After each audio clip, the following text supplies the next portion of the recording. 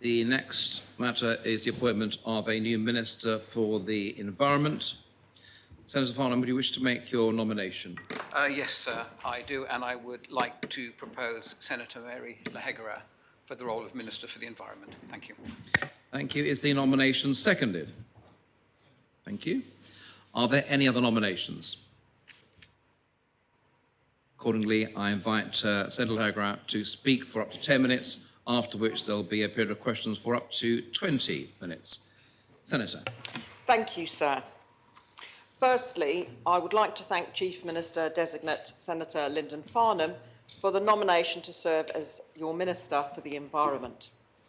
Having served as a Minister for the last 2 years and a half, I deeply understand the implications of the ministerial responsibility, how to manage complex departmental resources, and what it means to be directly accountable to the public. Furthermore, I recognise the vital importance of fostering a productive, collaborative working environment with members across this Assembly. This comes having chaired the Health and Social Security Scrutiny Panel between 2018 and 2022, making a significant difference to Irelanders' lives, along with having done a second term in between 2022 and 2024 on the Infrastructure, Housing and Environment Scrutiny Panel, as well as with departmental staff and our wider stakeholders. My connection to our countryside, our soil, our water and our rural economy is not merely theoretical. It is a long-standing and central part of who I am. As a child working on a family farm, I assisted with managing cattle and growing a variety of crops and flowers. This early experience later followed by professional employment at Howard Davis Farm with the Department of Agriculture and Fisheries. An important feature of the environment portfolio, as highlighted in the Chief Minister's announcement on Friday, involves structural changes designed to optimise this role.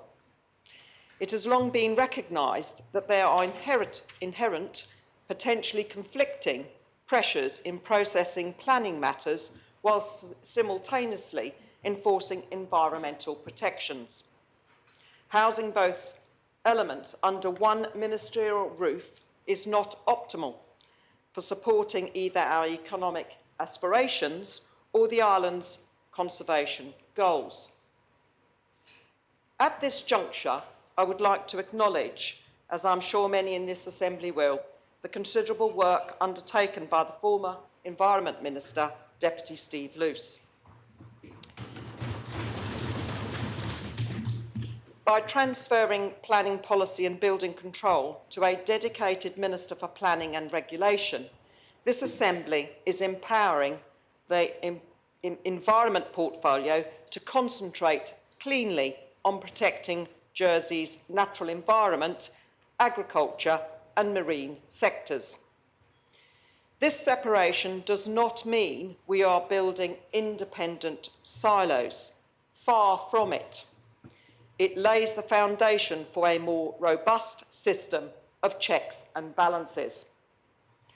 While the new planning minister will focus on reducing unnecessary bureaucracy, lowering costs and accelerating development timelines, the Environment Department will act as a statutory consultee and the environmental conscience of our island. During the immediate transition period, before the formal legal order establishes the new ministry on the 14th of July, the designated planning minister will serve alongside me as Assistant Minister and sit on the Council of Ministers. Collectively, we will seek to create a unified framework where future developments meet both environmental aspirations and climate-resilient standards. This transition will be seamless. I bring 2 separate terms of experience serving on the Planning Committee. I'm not stepping into this role in isolation purely on environmental mindset. I understand the operational realities, the technicalities of the Bridging Island Plan, and the immense pressure our development sector faces. This background ensures that while the environmental portfolio will act as a firm statutory consultee, it will do so with a pragmatic, constructive and legally informed perspective. With this dedicated focus, my work will be structured across 4 main areas. First, environmental protection. This ministry is tasked with monitoring our island's air quality, safeguarding our pressure water tables and mitigating statutory nuisances. This is critical work on the water quality and safety programme, while navigating the financial and technical aspects, ensuring our island's long-term health is legally protected without causing undue cost spikes to local families. Second, upholding the rural economy, animal welfare and biosecurity. Jersey's farming heritage is a vital driver of our diverse, vibrant economy. This portfolio covers our agriculture and plant health inspectorates, oversees official veterinary services and ensures high animal welfare standards. To support our agricultural sector, my immediate priority is ensuring that our local farming industry remains financially viable amid shifting export dynamics and rising input costs. I will continue to review our rural support schemes to reward sustainable land management and soil health. Third, marine and fisheries stewardship. Jersey is the custodian of 800 square miles of territorial waters. This demands a careful balance between the financial realities of our commercial fishing sector and the ecological need to safeguard vulnerable marine ecosystems.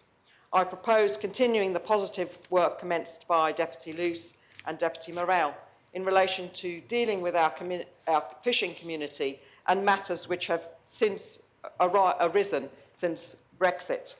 This programme needs to continue with pace. Finally, pragmatic climate and energy policy. We are charged with driving the island's decarbonisation pathway as set out in the Carbon Neutral Roadmap. The Independent Climate Council Progress report explicitly stated that our current trajectory, Jersey's 2030 interim carbon targets, are unachievable. We need to consider this and what long-term financing strategy is required. Members of the States Assembly, the challenges facing our environment, our agriculture and our marine sectors require a steady hand, clear structural boundaries and an unshakable connection to Jersey's heritage. By untangling planning and regulation from environment, we are creating a transparent, accountable framework where progress does not come at the expense of protection. I bring the unique combination of frontline farming experience, 2 terms of rigorous planning committee oversight, and 2.5 years of ministerial delivery to ensure this transition succeeds from day one. I'm ready to champion our rural economy, protect our waters, and deliver a realistic, affordable decarbonisation pathway that respects household budgets. I ask you to trust me and support me in this Minister for the Environment. Thank you.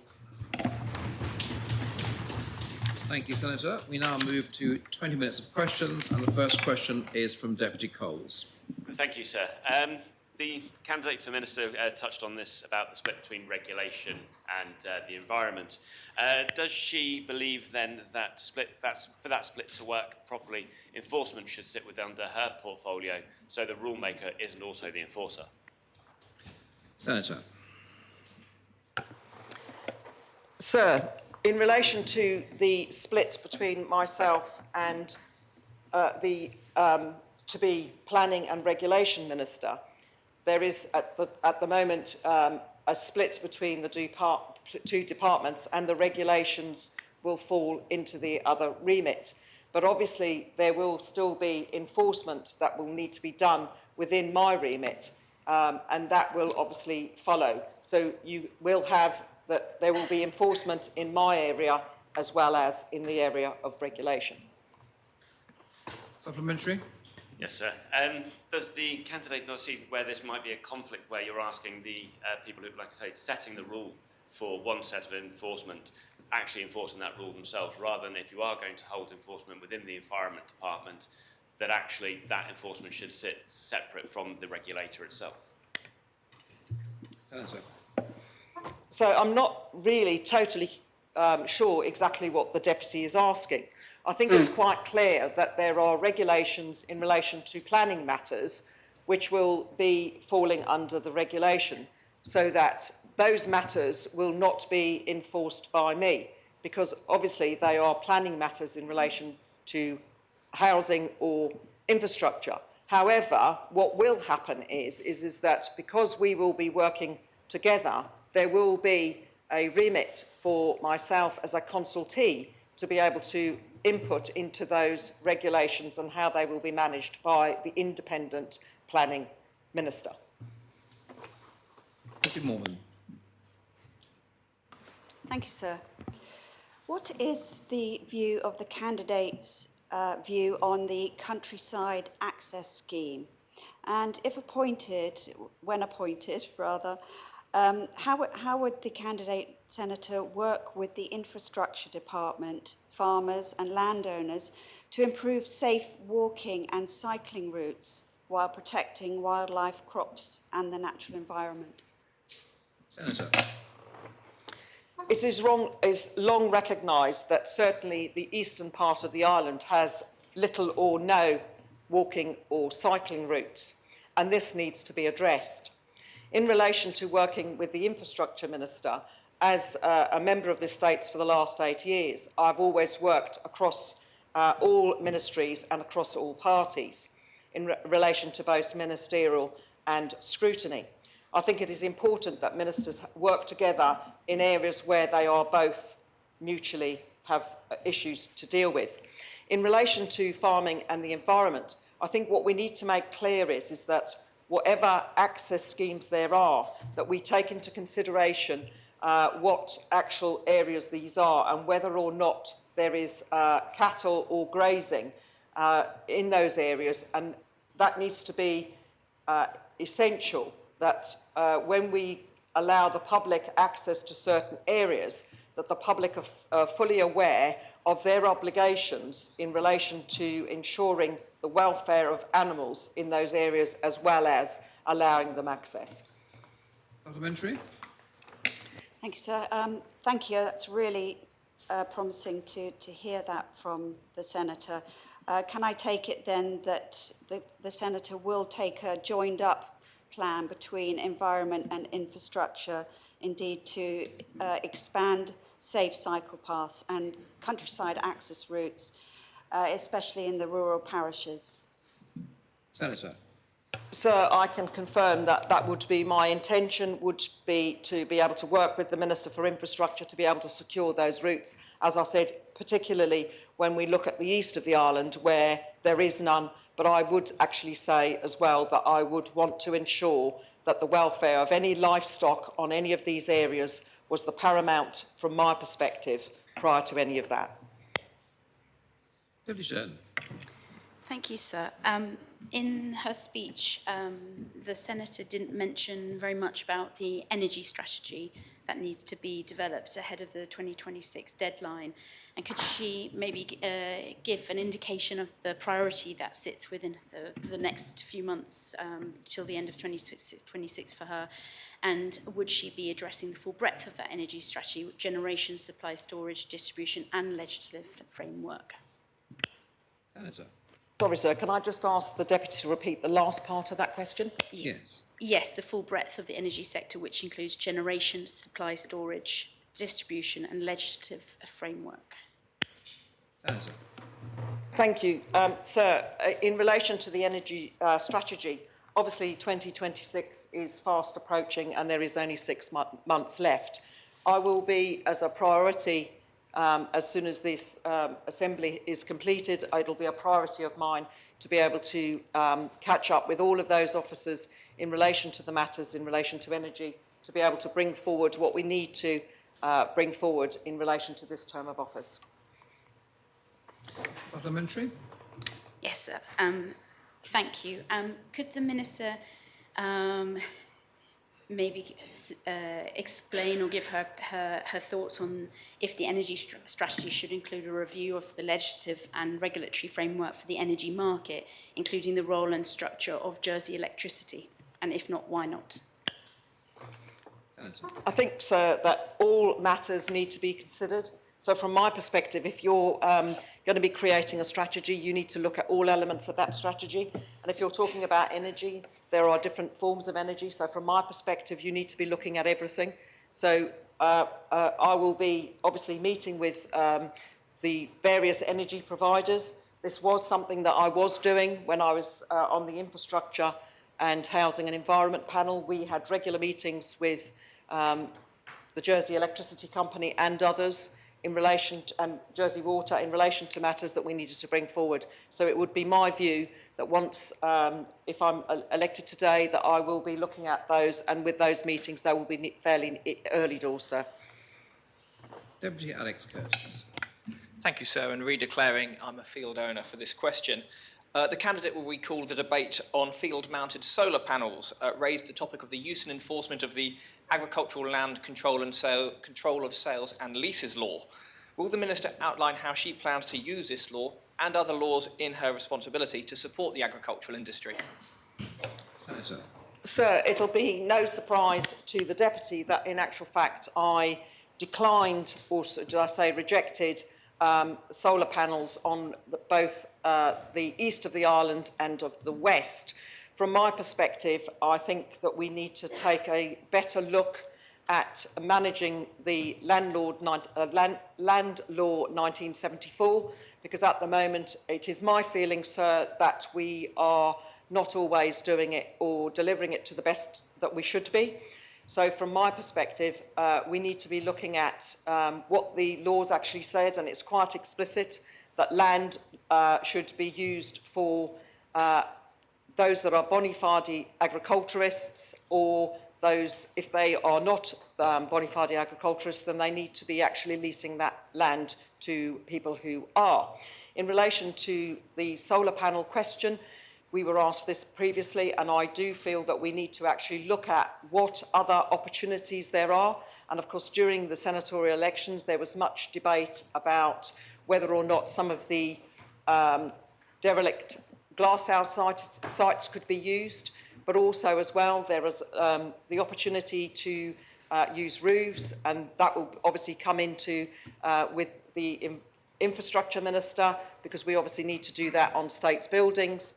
But also as well, there are all sorts of other opportunities that we can do, and solar panels isn't everything that we can be doing in relation to this matter. So from my perspective, I would want to look at that law as I have done in recent years. Supplementary? Thank you, sir, and I thank the Minister for that response. And just for the avoidance of doubt, if she could commit that she will use those powers in the law to protect land for farmers and give particular thought to the dairy industry, who have needs of contiguous land parcels, and conversations in recent years have highlighted their struggles to secure that, especially to those who are not farmers, who are buying it for, in essence, what acts like a larger parcel around their property, but is causing real trouble for the dairy industry. Senator. I thank the Deputy for the question. It'll be no surprise that during my first term of office and during the 2022 debate on the Bridging Island Plan, that I actually brought three propositions in relation to land which was used by a dairy farm at La Grande Route de Montalabé, and we secured the prevention of that being used as a housing site. However, unfortunately, the land was removed from that particular farmer, and it was one that was used for organic farming. We were also successful in one in relation to St Mons as well. So I do think that we need to consider how we're going to implement these laws, because I am uncomfortable as an individual where we see large quantities of land being bought outside of those that are within agriculture. I do accept that there's a balance here, sir, in that, people need to be able to sell their land at a price that they want, but I think we need to be really mindful. But I think it's the Environment Department's remit to ensure that when land is being sold and transferred, that all the rules are applied. Deputy Taddeo. Does the prospective Minister believe that climate change is real, that climate change is being caused and exacerbated by man-made causes? And if so, does she believe that Jersey has a responsibility, a moral responsibility, to do its part, like other countries, to mitigate carbon emissions? Senator. Sir, I absolutely do. I sit somewhere in the middle. I'm someone that identifies that it is clear to me that there is a climate emergency. However, as I think everybody's aware, we have found ourselves in a position where the cost of doing everything that we were going to be doing is unaffordable. But I do think that we still need to work to be moving on that journey, and I believe that we need to look at what we can do and what we can achieve as an island in a positive way. So I am fully supportive of that. Supplementary. Does the candidate agree that it's a bit like saying your house is on fire, but we can't quite afford the water to put the fire out in the house, so we're just going to leave it burn? Is the Minister not concerned? She will be the Environment Minister without the encumbrance of planning, if the Chief Minister has his way, that there is a direction of travel from this government which says that government's been moving too fast and therefore it's phasing out its requirements for petrol and diesel cars to be stopped from a certain date. Is that the kind of policy that she supports, or will she push back against that? Senator. Sir, as an individual, I would want to support something that we're moving forward with. I fully accept that we need to reduce our carbon emissions. I also feel that we need to show alternatives in relation to people being able to have alternatives to using the car. One of the previous questions was talking about cycle routes and walking routes, but I also think that we need to look at other things as well, and maybe the bus is an alternative as well, because I think we focus very much on getting people to either cycle or walk, but actually maybe not everybody's able to do that. And so therefore, if we're going to encourage islanders out of their cars, we need to give more alternatives. And so for me, I think that the bus is potentially one of those things that we should consider spending more money on in order that we are able to get people out of their cars. Deputy Chair. Thank you. And in the last budget discussion in the previous Assembly, it was very clear that the Environment Department, the Natural Environment Department, which is the department the Minister will be taking over, is mainly funded through the fees from the regulation. Has there been a discussion about how the budget for her new department will be funded, and how does she see that kind of making sure that it's sustainable for all the different works that need to happen there? Senator. So, in actual fact, that hasn't been part of the discussion, but one would make the assumption that those fees that came from regulation will still be sitting with the environment, because one assumes that that will happen. But if it doesn't, then obviously I think it'll be no surprise to this State's Assembly that round the table I will ensure that there's funding for what I need to do, and I've done it in the past and I certainly will do it again. Supplementary. Yes, so thank you. And one of the big discussions at the end of the term was, of course, PFAS and water quality, and the fact that there'll need to be a lot of money needs to come potentially to tackle the issue of PFAS. Has the Minister had any discussions with other ministers on the issue of PFAS and where that sits within priorities of the new government? As yet, I haven't had those discussions. However, having worked at the airport myself from 1979 till 1986 and living in the district as well, I'm fully aware of the implications of PFAS, particularly in relation to the airport runway and what was on with the foam. I think as an Assembly, we need to ensure that PFAS is still on the table. We need to make sure that we can afford to do what we need to do. I think we need to move forward. I'm not totally, I'm a bit uncomfortable with the price tag of anything between 120 and 240 million, but I think we do need to look at it because there is a large number of people that are affected by it. And I think as a health issue, we need to make sure that we fund it right and that we actually move forward. So whatever decisions we make, I'll be looking at that whole PFAS again, line by line, see where we are. I need to also speak to Jersey Water, obviously, and to continue that work in relation to that particular matter. Deputy Raimondo. Thank you, sir. I'd like to ask the Senator if she would support legislation requiring new builds to include cost-saving energy measures such as solar panels, air source heat pumps and better insulation. Senator. I think as an island, this is something that we will need to do. I genuinely think that any new builds should actually start to look at all of these things. I think with new builds as well, we need to make sure that when we are looking at our structures of them, it doesn't only affect the environment, but we also need to make sure that we are consulting with everyone else where these new builds may have an impact. And when I talk about that, I'm talking about the Fire and Rescue Service, because actually I think all of those consultees should be really more embedded than they already are. So from my perspective, we do need to be looking at solar panels on all new builds. We need to make sure that everything is as good as it can be in order that we can deliver, bearing in mind that that will probably cost more, but we need to work out how we're going to pay for it. Supplementary. Yes, please.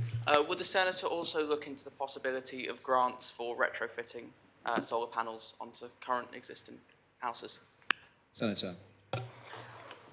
I think at this stage we need to look at all sorts of aspects of how we can actually deal with these matters, because in relation particularly to solar panels and these other things, what we need to make sure is that whatever we do in relation to funding for any purpose in relation to saving energy, PFAS and everything else, we need to ensure that what we're doing is properly targeted to those people who actually can't afford to do it themselves. Because quite often we do things when in actual fact those people we are giving that funding to can actually fully fund it themselves. So I think we need to be very careful when we put anything like that into place, that those people are genuinely not able to afford to do it themselves. Constable St Mary. Thank you, sir. The candidate will recall that towards the end of the last Assembly, the states approved the draft Animal Welfare Jersey law, which, amongst other things, enabled the Minister to make provision for a licensing system for any activity by order. The concern of the scrutiny panel of the day was that these activities could be introduced by order rather than by regulation. And my simple question is, in the absence of an emergency, will the Minister or proposed Minister commit to consulting scrutiny before introducing orders of that kind? Senator. So, having spent 2 different terms on 2 different panels, it is my feeling and it's my commitment that I would always consult with scrutiny and have that liaison.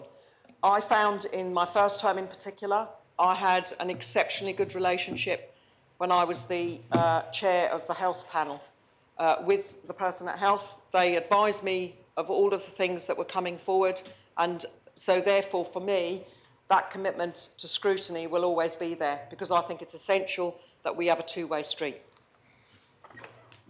Supplementary. I don't think that there's, in the 20 seconds left, there's time for any further questions. In the circumstances, I can confirm that Senator Lahegara has been selected for appointment as Minister for the Environment. I'll move to selection of the Minister for Housing, and I ask Senator Farnham to identify his nominee. Thank you, sir. I'm pleased to identify Deputy Malcolm Ferry for the role of Minister for Housing. Thank you. Is the nomination seconded? Are there any other nominations? Yes, sir. Yes. So I'd like to propose someone who's got a good deal of experience in housing as both a private and commercial landlord, both here and in Europe. Someone who has practical experience of housing in the third sector, and someone who successfully scrutinised housing in the last Assembly. Sir, I'd like to propose Deputy Jean. Thank you. Is the nomination seconded? Yes, sir. Thank you. Are there any other nominations? Thank you. In accordance with Standing Order 1176, I will invite the candidates to speak and answer questions in the order in which they were nominated, starting therefore with Deputy Ferry.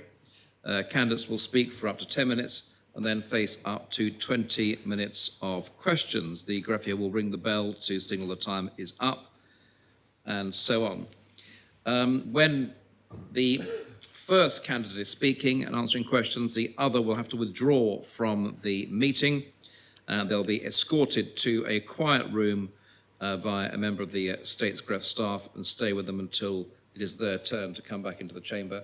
So then, therefore, invite Deputy Jeune to leave the chamber for the period of questions and address from Deputy Ferry.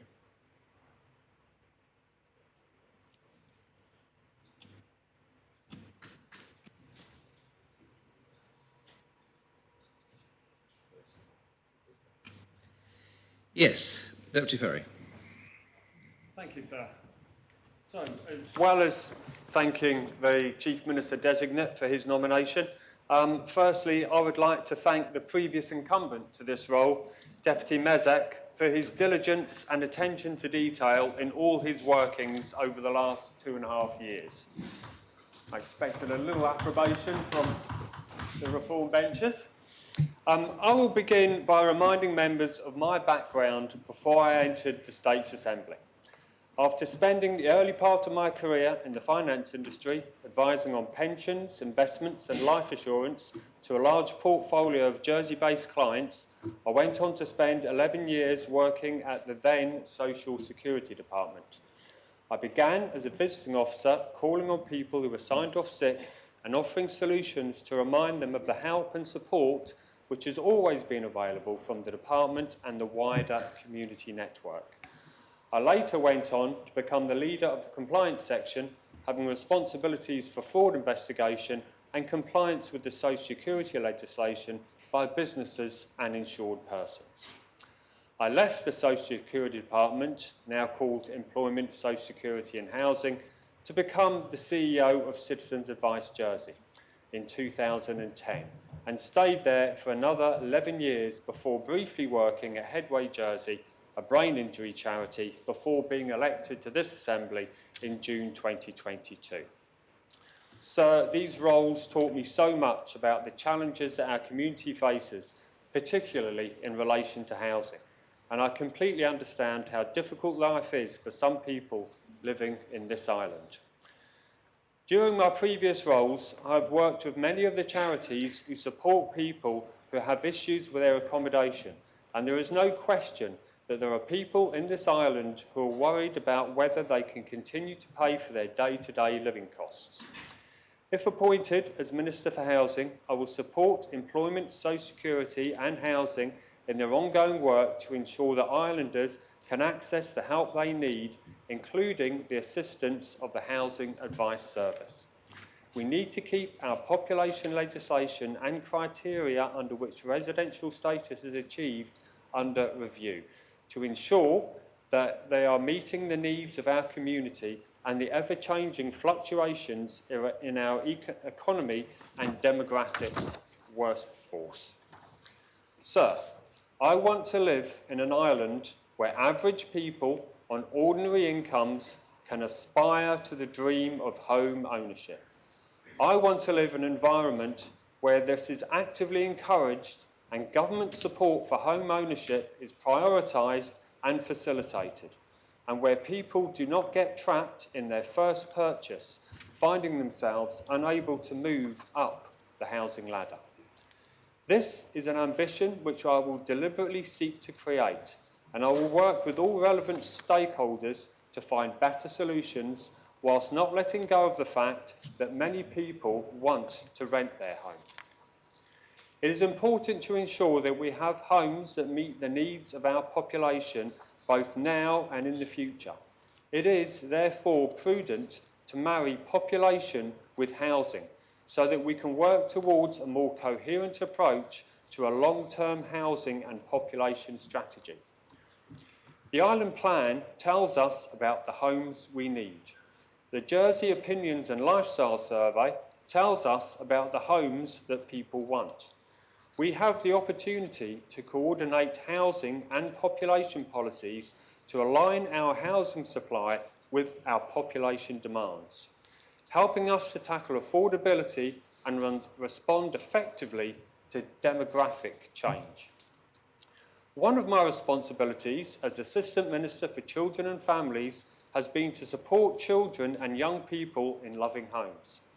But this can only be achieved if people feel that the property in which they reside is a home where they can feel safe and secure.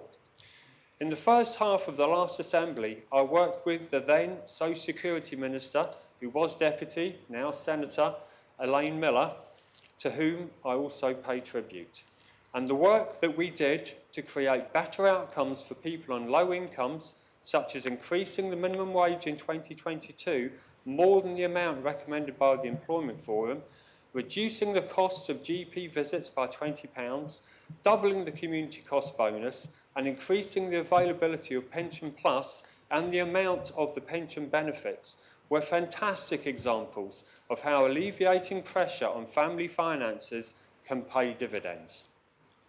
I also want to improve the way that we communicate with islanders to ensure that communications are clear, accurate and accessible.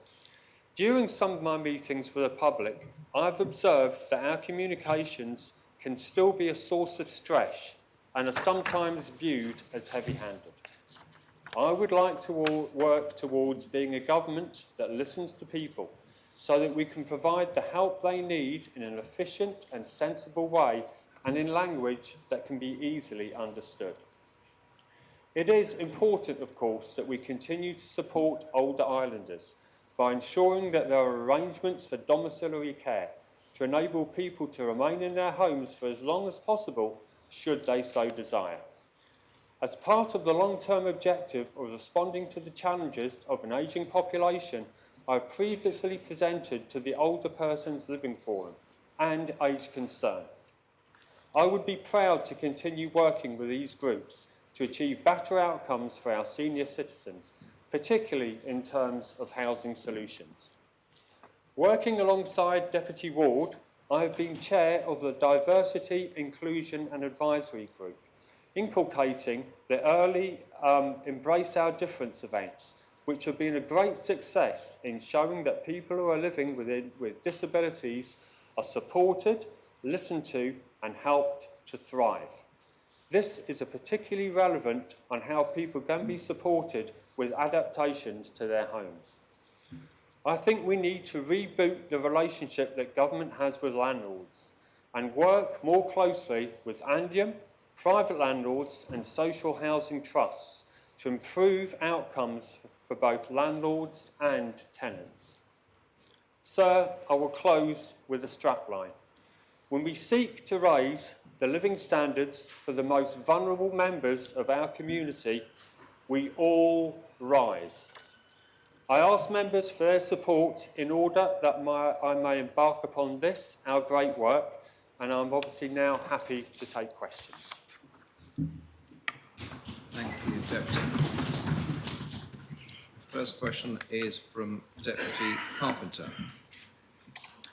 Thank you, sir. The candidate voted against the principles of the residential tenancy law.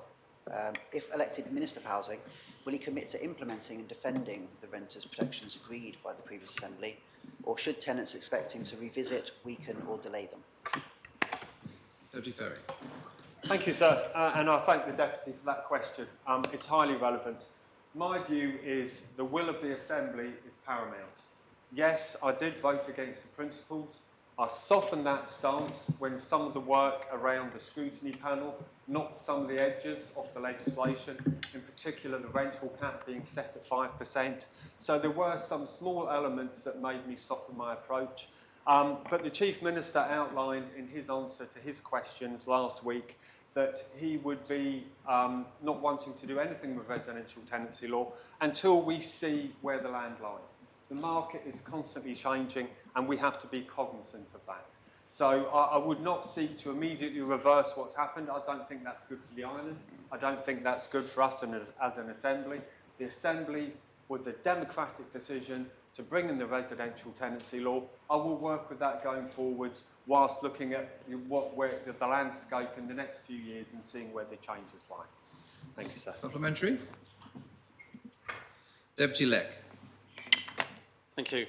Would the candidate extend support to first-time buyers so they can buy any property home rather than a designated first-time buyer's home, which they then have to sell on to another first-time buyer? Deputy Ferry. Thank you, sir, and I thank the Deputy for that question. Yes, indeed. I think that the problems that I'm seeing is there's first-time buyers and there's second-time buyers. And I think both of those groups of people need help. At the moment, we do have a large amount of first-time buyer properties that are available. They're not always accessible, they're not always affordable. We've got the First Step scheme, which is a shared equity scheme at 25%. I think we need to raise that equity stake to 40%, and I think we need to move that forward so that second-time buyers can have access to that same scheme. Because the way that equity scheme works is if the property increases in value, the government gets a share of that when it's paid back. If the property decreases in value, which is highly unlikely, but still possible, then that 25% equity stake remains. So in short, when the householder benefits, the government benefits. And that has to be a good thing for all of us. Supplementary. Thank you. Deputy Alex Curtis. Thank you, sir. The candidate highlighted the role of population in the ministry from now on. So does the candidate consider it will be important to set a strategic view as to where our population is and should be heading? And does he support the view that our long-term population should not be increasing? Simply put, we don't want an island with a population of 120,000 or so due to the impact on our infrastructure and the pressure that causes on housing. Deputy Ferry. Thank you, sir. I think the last census indicated that the population wasn't climbing quite as fast as we thought it was in the first place. So I think where we are with the population at the moment is about where we need to be. I think we always have to be cautious and we have to consider what are the skills that we do need to bring to the island and how do we look after those people as best we can. We've got a new hospital to build. There are going to be more people that need to come to the island to achieve that. So we need to make sure that skilled people are in the right places and in the right accommodation whilst always being careful and cautious about the balance of migration against inward migration. Supplementary. Thank you, sir. Does the candidate agree that it will be important in this next 4 years to set that strategic agreement that we may not want an increasing population and that the benefits of doing so, although maybe short-term will be hard, will be less pressure on housing supply and an ability to live within our means? Deputy Ferry. Yes, sir. I think the population strategy needs to inform the housing demand, and I think that joined-up approach actually would produce better outcomes. So broadly, sir, yes, I do agree with the questioner's stance. Deputy Doublé. Thank you, sir. And I'm going to be asking the same question to both candidates as I'm still undecided on this one, and my decision will rest on the response to this answer. During the election period, it became apparent that many islanders are living very separate, kind of isolated lives and not able to support each other with things like care, sharing resources and building social connections.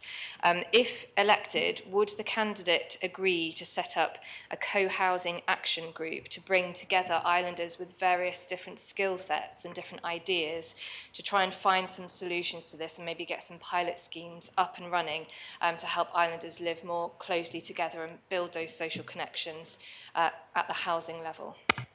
Deputy Ferry. Thank you, sir.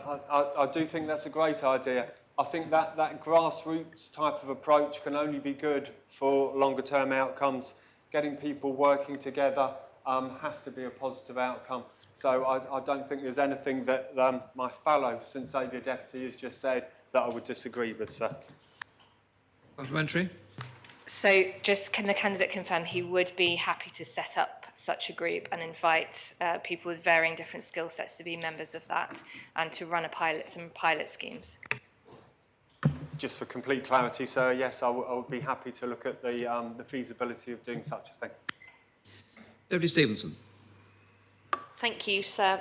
housing costs are known to be a key driver in declining birth rates. What policies would the candidate pursue to address those challenges, recognising they're complex and will require coordinated working with other ministers and the community more generally?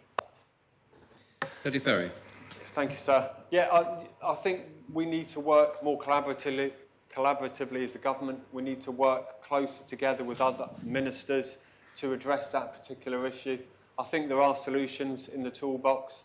It's going to take a concerted effort of working together to achieve the right outcomes. These are big challenges, and they're not one that necessarily can be answered off the cuff, sir. But in general, the way forward to address these issues is by working together to find more appropriate, sustainable solutions. Supplementary? Yes, sir, thank you. Would the candidate support widening the assisted purchase home ownership scheme criteria to allow islanders to buy a family home before they have children or while they're growing their family, as opposed to only supporting them to buy for their needs at the time of purchase, as is the current policy? And if so, will he commit to actually actioning that intention? Previous ministers in this role have said they would do it, but they've not done anything about it. Deputy Ferry. Yes, I don't think people should have to wait until they have a family. If it's affordable for them, they should be supported in purchasing a property earlier on. I've already indicated that I would like to see the shared equity scheme increase from 25% to 40%. I think that's achievable. I think that would make more homes available to more people, and people could start to purchase their property at an earlier stage. I've already had emails from people who reside in one-bedroom flats, and they've since had one child with another child on the way. And they are now keen, obviously, to move up the housing ladder, but find themselves in that situation that I described earlier, where they don't have access to the next step because it's out of their reach. We need to support both first-time buyers and second-time buyers, extend the shared equity scheme to give people the support that they need to move up the housing ladder. So, Colette Harbison-Hellier. Thank you, sir. As the candidate aware that emergency accommodation is provided through charity or hotels, what is candidate's view on this current approach? And if elected, what practical steps he will take to ensure that people are not moved from one night of emergency accommodation to next without a clear route into safe, settled housing? Deputy Ferry. thank you, sir. And in fact, yes, I have spoken to the housing advisory team, which any candidate could have done, and we addressed this very issue. And firstly, it's incredibly expensive to keep people in short-term hotel accommodation. It's not desirable, it's not a home, it's not what people want, and it's not actually what the housing advisory team wants. There is stock available, and we need to make sure that people who have those housing needs, particularly in Band 1, are got into those properties as soon as possible. Part of the problem is there are people who are in Band 1 and actually they want to downsize. But what prevents them from downsizing is we have an 80% rent policy, and most of them realise that if they downsize, their rent is going to increase because the 80% housing policy, the 80% rent policy applies to new entrants to the scheme, or if people change properties. And so there's a resistance naturally from some tenants to want to move properties because they know it's going to cost them more. We need to unlock that, because actually what that means is people are under-occupying some of the properties that they're residing in. If we unlock that problem, we will have more properties available for people in Band 1 and emergency accommodation, and it will save us spending quite so much on hotels, which is not desirable and is more expensive. Supplementary? Absolutely. Thank you for the answer. What practical steps the candidate will propose for residents who are more than 5 years, for example, in Jersey, but still are not qualified and then don't have access to social housing? Deputy Ferry. Thank you, sir. I was just on a hydration break. No booing, please. No, I think what we need to do there is... Sorry, could the questioner repeat the question? we all recognize the problem of homelessness, and when and the candidate described options to go into the social housing accommodations, but we do have lots of residents, especially in St Helier, who are not qualified, and they can become from today till tomorrow homelessness. What candidates propose as practical steps to address their emergency accommodation needs? Yeah, thank you, sir. The people who have been here for 5 years, I think generally we need to review that qualification and make sure that it works for the demographic and the type of people that we need to attract to the island and the type of people that we want to stay here with the right skills. And we need to look at that approach, because if that's preventing people from having a long-term future here, contributing to our economy, and enjoying their lifestyle in Jersey, I think that's something we do need to keep under review. Deputy Coles. Thank you, sir. And I think the candidate just touched on the question I was about to ask, considering retention and recruitment of some key workers, skilled workers, and also just general workers to the island. We are still faced with a two-tier rental market with the qualies and non-qualied system. Does the candidate commit to reviewing that if he is then in charge of population as well? Deputy Ferry. Yes, sir. It will be a similar answer to the one that I've just given. We do need to look at the people that come to the island and how they can have a future here. There is a two-tier system. Perhaps that's worked in the past. Is that working going forwards? Personally, I don't think it is. I think we need to review that so that people have a fair crack at getting a good life here, getting better accommodation here, because after all, we need to get the right people in the right places going forward. Supplementary? Yes, sir. The question supplementary will take a slightly different tact, if that's permitted, sir. Regarding the, because you mentioned earlier about the 80% that Andium charge in rent for the resizing, does he feel that that is hamstrung by the fact that the Andium still have to make a solid return of that £30 million to Treasury every year? I'm not sure that's supplementary to the question you asked, though, is it? No. All right. Deputy Morell. Thank you, sir. The candidate has a number of times referred to housing for older people, and I, in the election, came across many hundreds of older people who feel that they are trapped in their homes and would like to move into smaller homes, but there is no option to do so. Would the candidate please explain to the Assembly what he would do to try to give people the option of moving into different housing, smaller housing, and therefore free up family homes for families rather than building family homes? Deputy Ferry.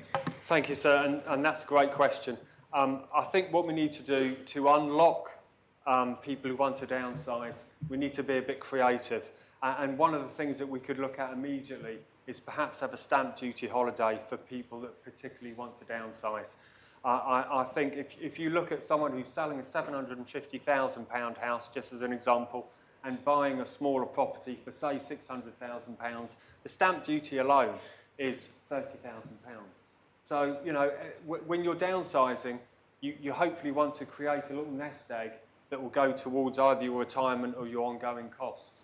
And if that nest egg is shrunk considerably by the cost of stamp duty, that in itself is a reason why people don't want to stay in, don't want to downsize. So we need to unlock that. I also think we need to make sure that the properties that people do move into are future-proof, so they have proper adaptations in place, because people who stay in properties that are no longer suitable for them, as they get older and perhaps aren't so mobile, they find that either way they have to move down because the property that they're residing in is no longer suitable for their needs. And then there's an urgency about it, and it doesn't produce such good outcomes. Let's find a way to unlock the reason why people aren't downsizing, produce more properties that are future-proof so they can move into a safe environment, and I think that would produce better outcomes for our senior citizens. Supplementary? Yes, please, sir. I thank the candidate for his answer. And whilst he spoke about the difficulty in buying, I'd also like to explore the difficulty in building. At the moment, there are very few opportunities available for downsizing because there are no homes actually available. We have some good schemes, and I referred to these a lot in the election, Maison Cabot in Trinity and Maison Le Vacant in St. John. The really excellent schemes that people love living in, but we have so few. what will the Minister do to encourage the building of such schemes? Deputy Ferry. Yes, I think we need to look at more sites. We need to look at the right sites. But as I explained earlier, we need to drive this by population. So to make sure that we are building the homes that our population needs. I know anecdotally we do have lots of evidence to suggest that, but I think going forwards, if we align population with housing, that will give us the answer to the homes that we need, and it will give us the answer to the type of properties that we actually need to be building. Deputy Gleave. Thank you, sir. I think both Deputy Morell began to touch on this question and is almost there. I think we need to be looking at supported living communities. It's a real gap in the market. If we want to encourage people to downsize, it's not just about making sure their property is well equipped, it's also making sure that there's 24/7 support available for them and that they are also living in a sociable community. I've lost count of the number of elderly I met isolated at the top of, big blocks of flats, not being able to get out. Would the candidate support looking at supported living schemes in the future? Deputy Ferry. Yes, sir. There are already some really good examples of exactly what the Deputy has described. In my own parish, there's Lily Langtree, and that's a great example of a home which is built with adaptations, has got someone on site all times where people can have access to and they feel safe and secure. There's L'Hermitage in St Peter, which fulfils a very similar function, and something similar in Grouville. So I think we've got some really good models that we can build upon, but we need more of those type of properties. And as I just explained to Deputy Morell's question, if we build those type of properties, it will make it easier for people to downsize into. And if we unlock some of the barriers, some of the financial barriers for downsizing, that will make it even easier and more attractive for people. Supplementary? Yes, thank you, sir. So I think the Lily Langtree one, I don't believe that there is anyone on site anymore. I'm not sure about the one in Grouville. You're right about L'Hermitage. Would the Deputy consider changing the brief for the old St Saviour's Hospital site, which is currently targeted for affordable housing, but actually could be quite an innovative scheme for the Scandinavian type communities where it's affordable housing plus retirement communities? Deputy Ferry. So I think that there could be a shared scheme there. There could be a bit of both. I wouldn't want to totally commit one way or the other, but in principle, that sounds like the direction that we should be going in. Got 1 minute left. I'm going to go to the next member who's not asked a question before.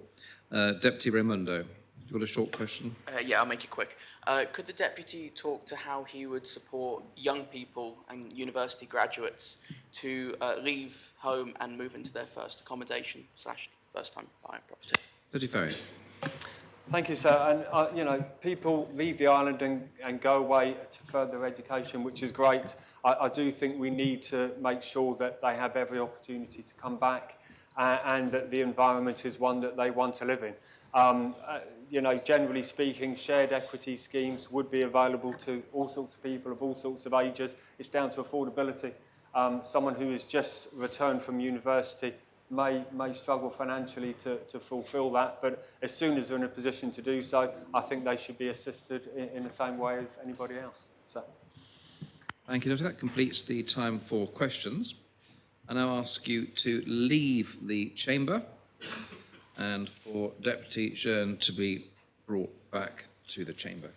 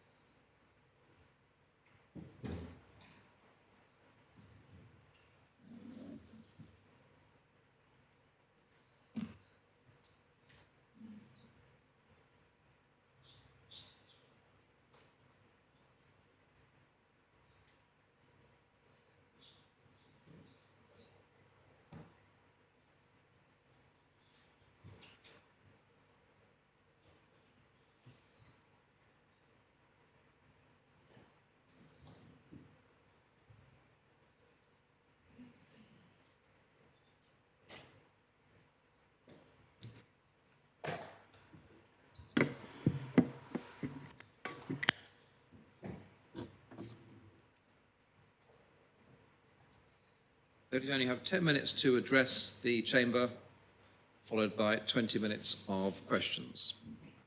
Deputy Chair. Thank you. Sir, today I'm asking the Assembly to support me as Housing Minister because I believe I bring the experience, judgment and collaborative approach that this role demands. I've been on the board of JAF, Jersey's youth homeless charity, supporting 18 to 25-year-olds for 7 years and its chair for the last 3. During that time, I've worked with young islanders at the point where the housing system has failed them. What that experience teaches you is that homelessness is rarely just a housing problem. Behind it is often a family breakdown, a young person who's left care, someone with unmet SEND needs or poor mental health who never got the right support early on. Housing is where the crisis becomes visible, but it usually started somewhere else. It has given me a direct understanding of the strengths and weaknesses of our system, how people fall through the gaps, why islanders become homeless, and how our services can either help them rebuild their lives or make their journey harder. Being chair of JAF means I'm a landlord, responsible for 29 units. Every week I work with Jersey's tenancy legislation and the wider housing support system, including social housing and income support, not as a politician reading about them, but as someone responsible for helping young people navigate them in practice. I'm also a private and commercial landlord with properties in Jersey and Belgium. Understanding both sides of tenancy relationship is an asset. And for the last 2 years, I've chaired the Environment Housing Infrastructure Scrutiny Panel, the most significant piece of work being the residential tenancy law. When that legislation arrived before my panel, it was serious difficulty. Landlords were alarmed, tenants confused, there was concern within the Council of Ministers itself. My panel did not take sides. We took evidence from the Landlord Association, from tenant groups, from legal practitioners, from islanders. We brought amendments, all of them accepted, and we helped deliver a law that the majority of the previous Assembly could support. I've spent 2 years holding the Housing Minister to account and building relations across the housing system. I know exactly what this brief demands. Housing has become one of Jersey's most polarising policy areas. Too often the debate has been framed as tenants versus landlords, developers versus communities, supply versus protection. I reject that approach. None of these groups alone can solve this problem. Good housing policy only works when everyone has the confidence in it. It needs a minister who will bring people together and bring this new Assembly together to deliver what islanders have asked us to do. Jersey does not have enough homes. The homes we have are unaffordable for ordinary islanders, not just to buy or to rent, but to run and call home. The Fiscal Policy Panel was unambiguous. An average price house costs more than 13 years of net income for the average household.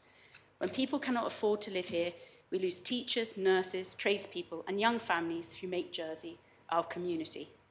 This is not a standalone problem. Housing must sit at the centre of government because every major policy decision has consequences for where and how our islanders live. My vision, therefore, is straightforward. More homes where they are needed, homes that people can genuinely afford, and homes that are part of communities. The numbers from Statistics Jersey are stark. Net migration has averaged 400 per year over the last decade. At that level, Jersey still needs 170 homes a year, 2,000 more by 2035. But to maintain a stable working age population, we would need net migration of around 700 per year. At that level, the housing need rises to approximately 325 homes a year, almost double what we are currently planning for.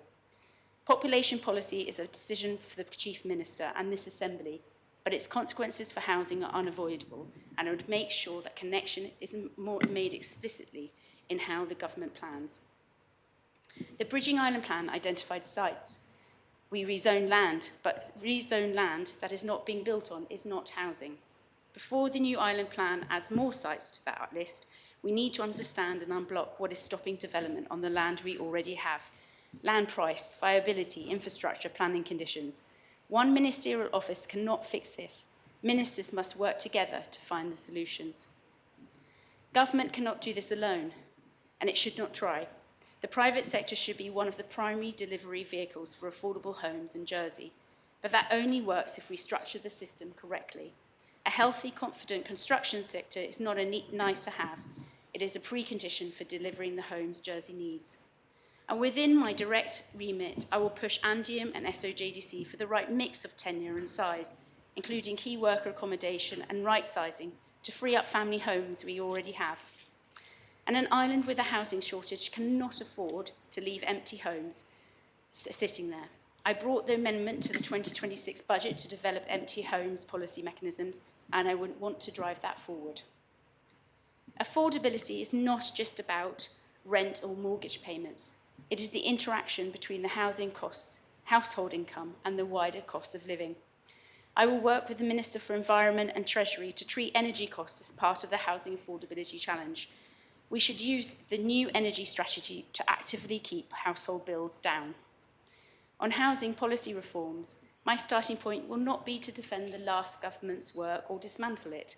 The residential tenancy law, the rented dwelling licence scheme, social housing roadmap and the social rent review are all significant changes, most of them quite recent. So before adding anything on top, I think it's important that the Assembly knows whether these changes have worked as intended, whether they are reaching the people they're designed to help, and whether there are any unintended consequences that need correcting.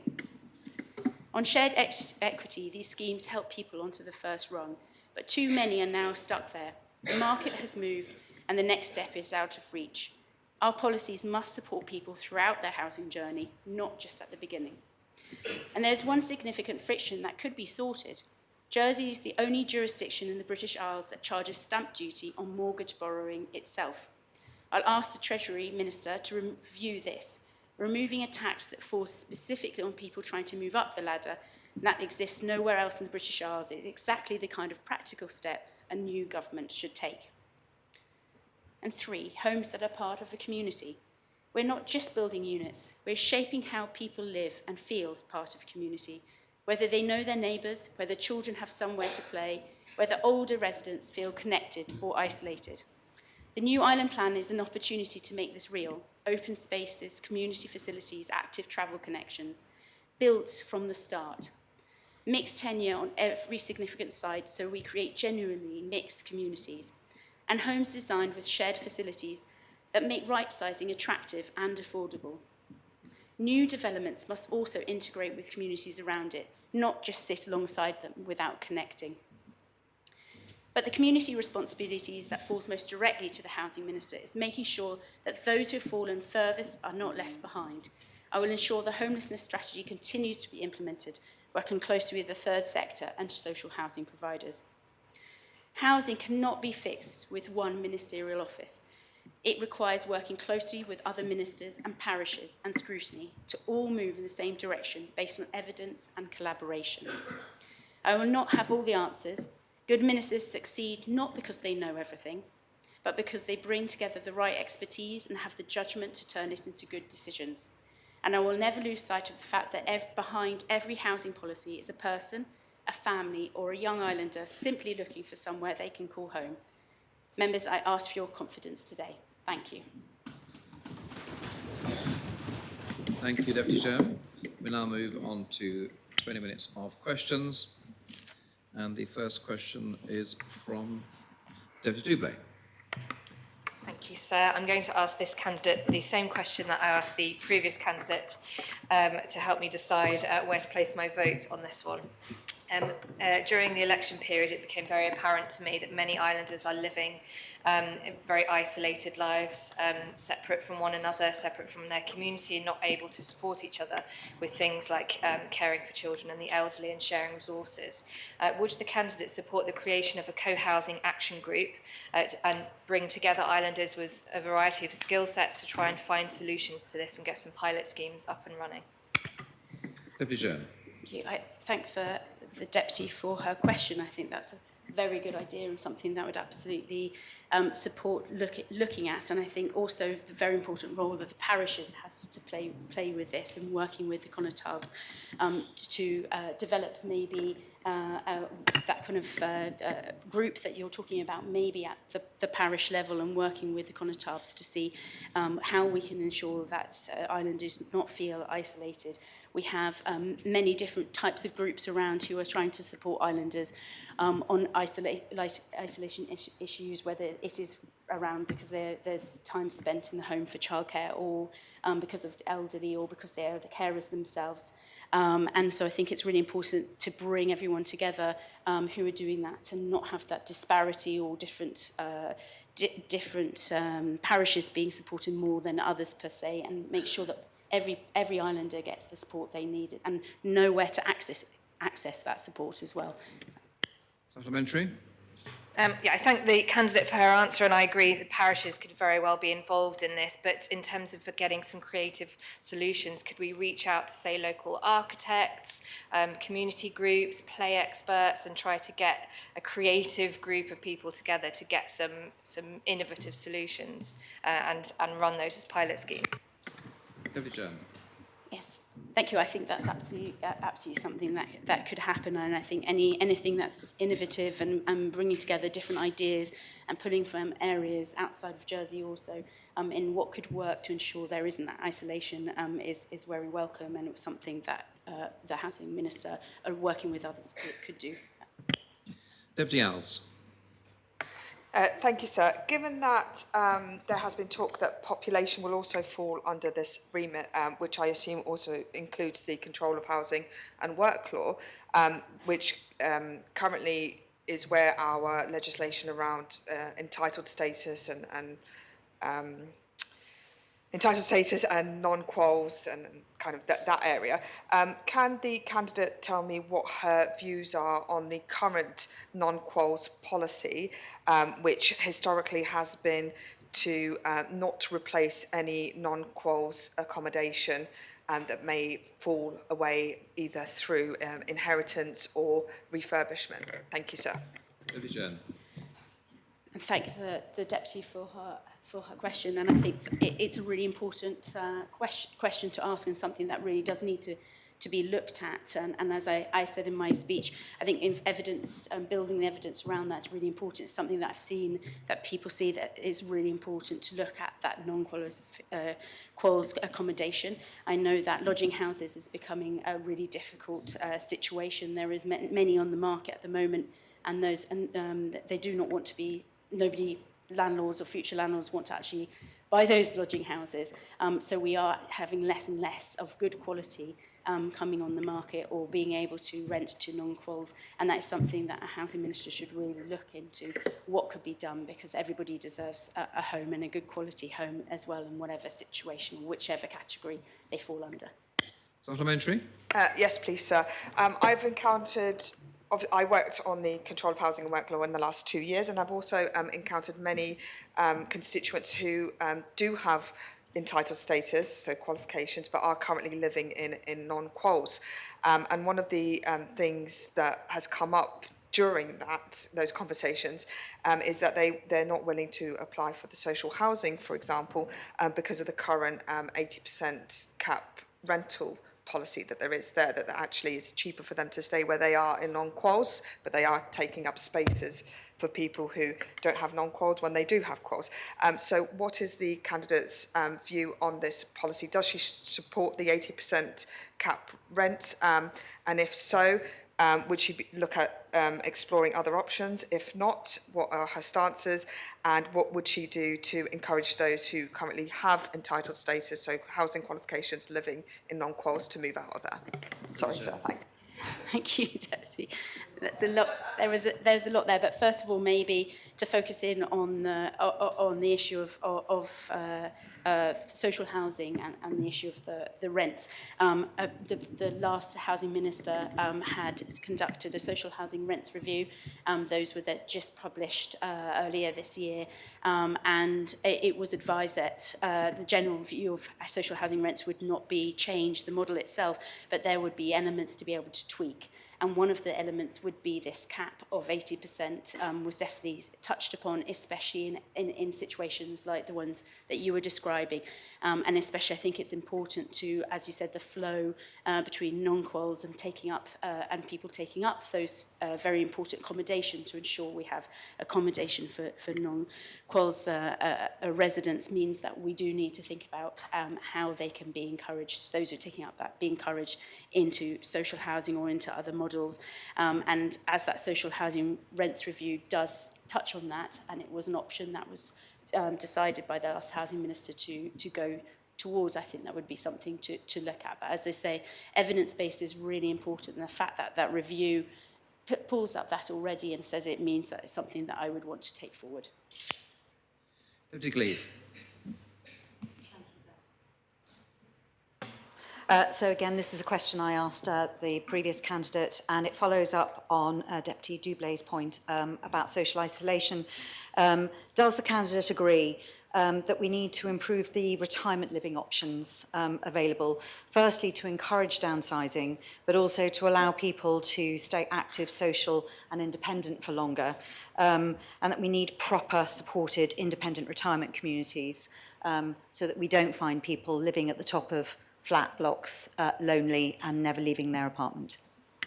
Thank you, and I thank the Deputy for her question. And actually, it's that third pillar that I was talking about communities, and about really looking at what the Housing Minister can do in the remit that they have, but also working with other ministers to be able to address some of these key issues around community. And obviously, as there's been two questions already about this, isolation is a real big issue, and it definitely also came up when I was knocking on doors as well. And so I think it's really important that we not just look at right-sizing and look at it from a planning perspective and where we can build right-sizing houses, but also where and how. And that's where I was talking about communities looking beyond a unit as per se, but actually what surrounds a unit and what facilities are there to support, and that's exactly what I would like to see. But I'd have to be working with other ministers with that as well. It would not be just the housing minister be able to develop new housing in that regard. Supplementary. Yes, thank you, sir.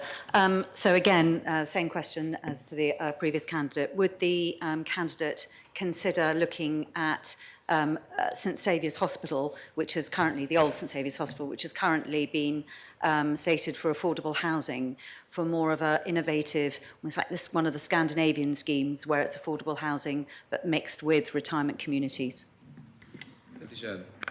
Thank you, and it's something that would then be working with the planning minister on, because the planning minister would be developing the SPG around what that site would look like. But as the housing minister would be able to input into that, it would be something to look at. I think, again, when I was talking in my speech about affordability and about communities, it was looking at beyond that, just delivering a home or units or housing to fit that number of what we're wanting, whether it's 170 homes a year or 325 homes a year, depending on our population policy. But it's about what do those homes look like. And I think when we're talking about a big site like St Saviour's Hospital, and that it's already designated affordable housing, what does the mix look like? And as we are our population is growing older, we need to look about what kind of homes we are needing to support the older population. Conatawa St Helier.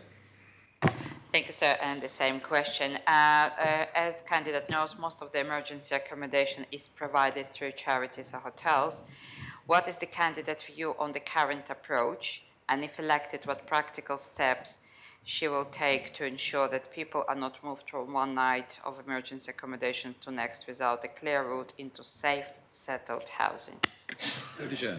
Thank you, Conatawa, for her question.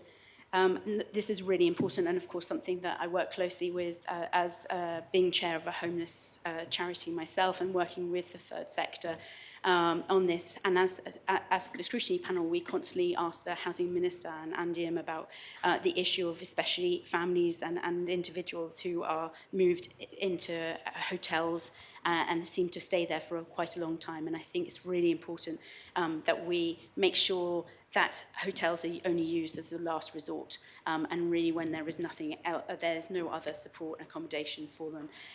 The social housing roadmap was just changed. The criteria was only changed at the beginning of this year. That helped to support kind of a general needs band and being able to support those who are vulnerable, families and community, and I think that's really important to see how that's working, as well as, for example, working with the Social Security Minister to support that being able to put vulnerable people into private accommodation, for example. Every vulnerable person or family, they have a unique experience of why they're vulnerable, and so it needs to have a mix of of actions to support that family. I think it's really important that then the housing minister is able to go to and use different tools to be able to support individual families. It can't be one fit all. The criteria has changed, so Andium is able to take more people. We know from Andium that actually they are having their list is coming right down, and they're able to house more on the gateway quicker, and so really looking at that vulnerable band and being able to house them as soon as possible is really important. So for me, hotels is the last resort. Supplementary. Thank you, absolutely. And it's good the criteria change, and Andium are ready to work with a vulnerable group and provide more accommodations. But as we know, especially St. Helier residents, high percentage of them are not qualified, and it means they don't have access to social housing in Andium. What the candidate will propose, if the non-qualified residents will get to homelessness situation, what will solution be and how they will be accommodated? Deputy Chair. Thank the Connotab for her question. I believe that the part of the social housing roadmap criteria change was specifically related to VAWG and violence against women and girls. There was a specific area to be able to support those who didn't have qualifications, to be able to support them into accommodation. I think that could be looked at further to see what are the needs and to be able to help non-qualified and those that are unable to be supported. But it's very important that we work closely with the third sector to see what's out, and also the Jersey Landlord Association, to see what can be what accommodation can be there, because we are talking, as the question is about when they're really in need and vulnerable and needing accommodation as quickly as possible.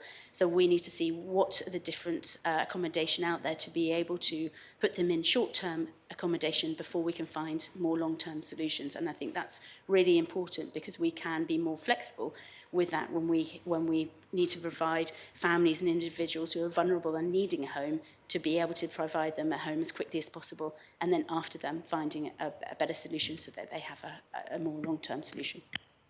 Tony Stevenson. Thank you, sir. And like others, I'll ask the same question that I asked the other candidate. Housing costs are known to be a key driver in declining birth rates. What policies would the candidate pursue to address these challenges, recognising they're complex and will require coordinated working with other ministers and the community more generally? Deputy Chair. Thank the Deputy for her answer. I think one of the things that I've heard on the doors step a lot, and is that issue of those families or couples who have been part of the first-time buyer schemes, but get stuck and are not able to move up the rung or the housing ladder when they feel that they want to start a family, and they are unable to get support for that, and so they may start a family in accommodation that actually isn't right for them and their family. I've heard several stories about that, where there are families where the family, there's only one bedroom, for example, and they really want to get to 2-bedroom or more. I think one of the areas that we could look at is the home buy schemes, and the fact that there is need at the moment. The criteria is that you're given a housing and the number of bedrooms depending on what your need is right now. Maybe there needs to be a bit more flexibility built into the system, be able to encourage couples or families maybe with one child to be able to go, I want to be able to expand my family, but I need a bigger house, and to make that step ahead of expanding their family, I think that it's prudent for them, and it's prudent for us to think about our long-term population and the fact that we have declining fertility rates. Supplementary.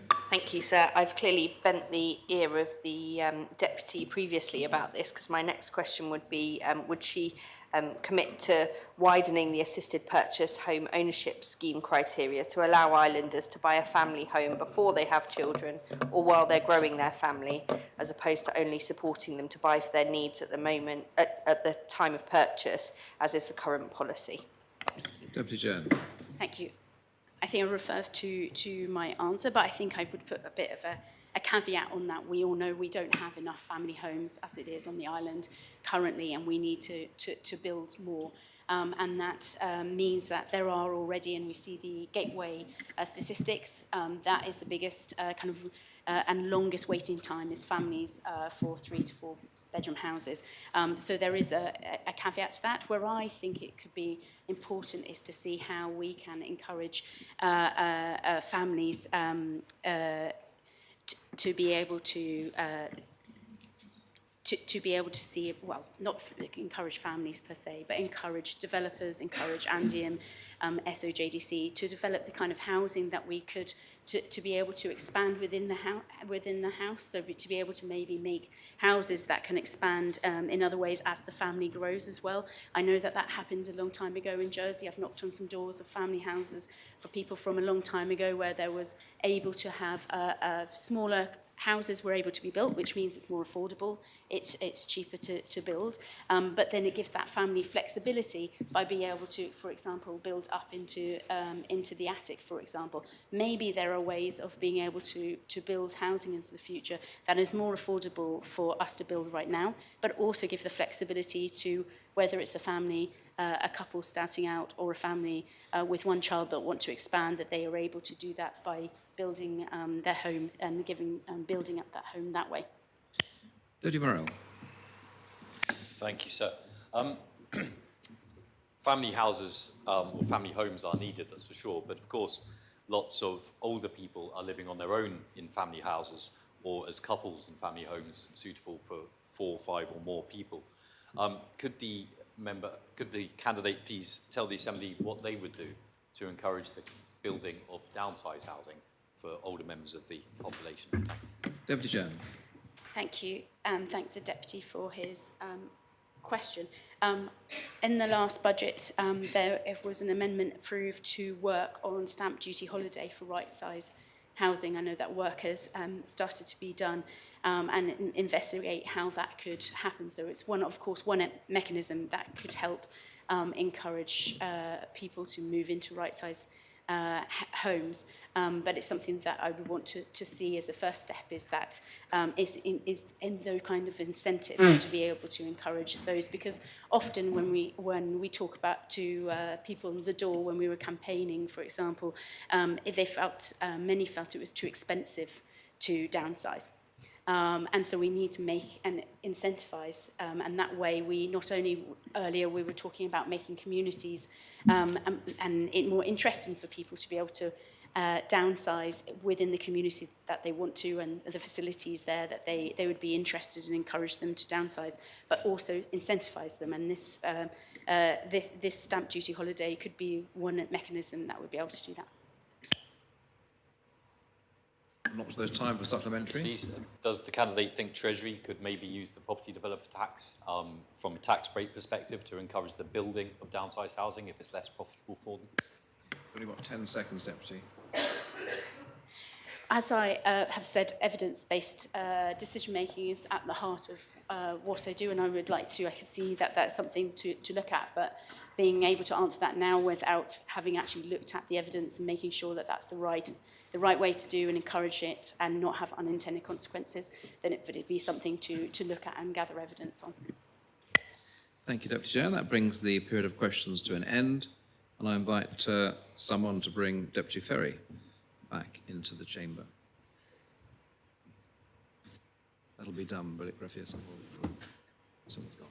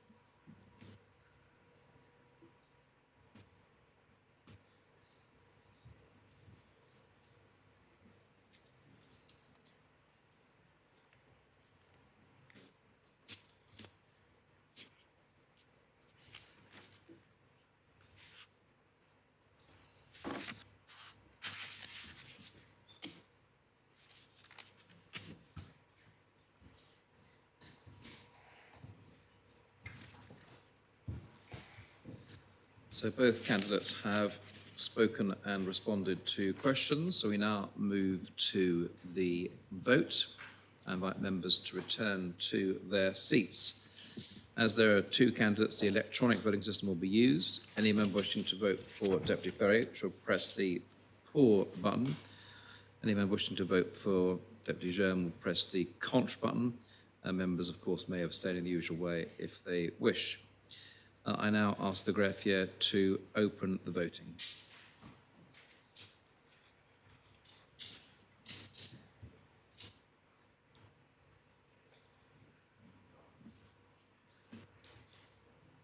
If all members have the opportunity of casting their votes, I ask the greffier to close the voting. Sorry? Yeah, okay.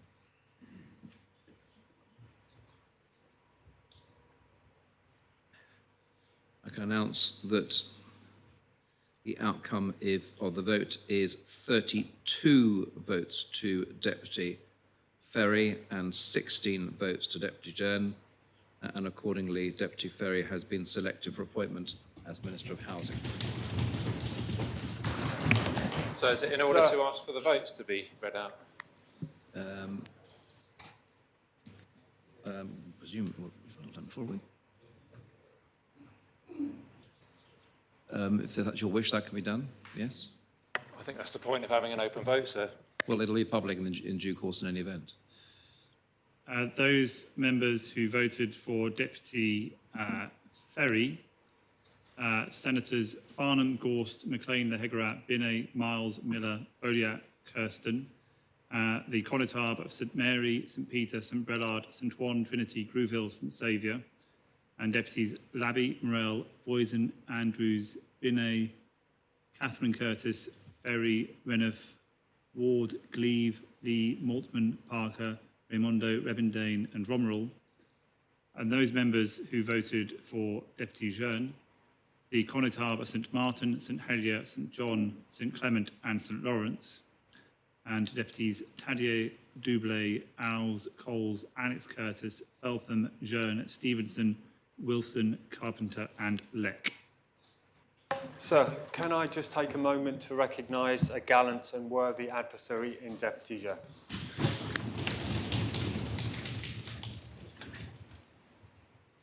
Now move on to the selection of the Minister for Infrastructure.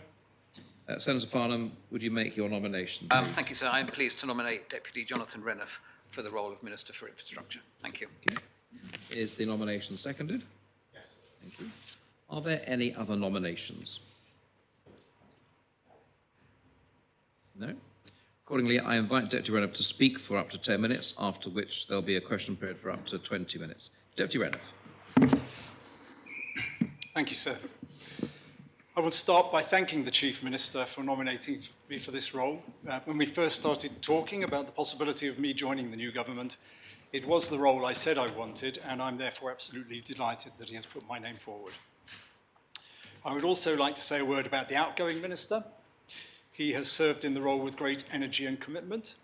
He had some notable challenges, and I may have on occasion made his job a little harder, but also some notable achievements. And he leaves a busy in-tray with plenty of projects and work to progress. I look forward to continuing to work with him in his new role over the course of this term, if I'm selected. To prepare for this speech, I looked back at what some of my predecessors said in their nomination speeches. As far back as 15 years ago, the following were among the issues highlighted by candidates: increasing recycling, improving relationships with the parishes, safeguarding funding for road repairs, extending mains drains, charging for liquid waste, developing the Eastern Cycle route, maintaining the government estate. And therein, I think, lies the challenge we face. The central issue facing the new Minister for Infrastructure, the new government and this Assembly, is that for many years, too often, we have ducked issues rather than sorting them out. We have underinvested.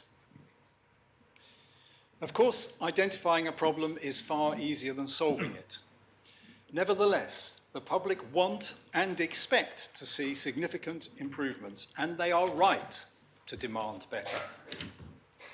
A good start was made by the previous Assembly and Government, including the previous Infrastructure Minister, whose good work I've just acknowledged, and indeed his predecessor.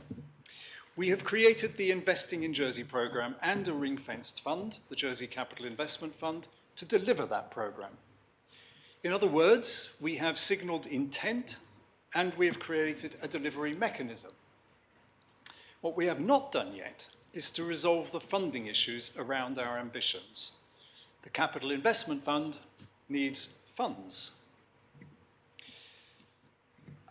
Let me be a little clearer about what is at stake, because it is important that the Assembly is aware of the scale of the issues with which we will all have to grapple during the next 4 years.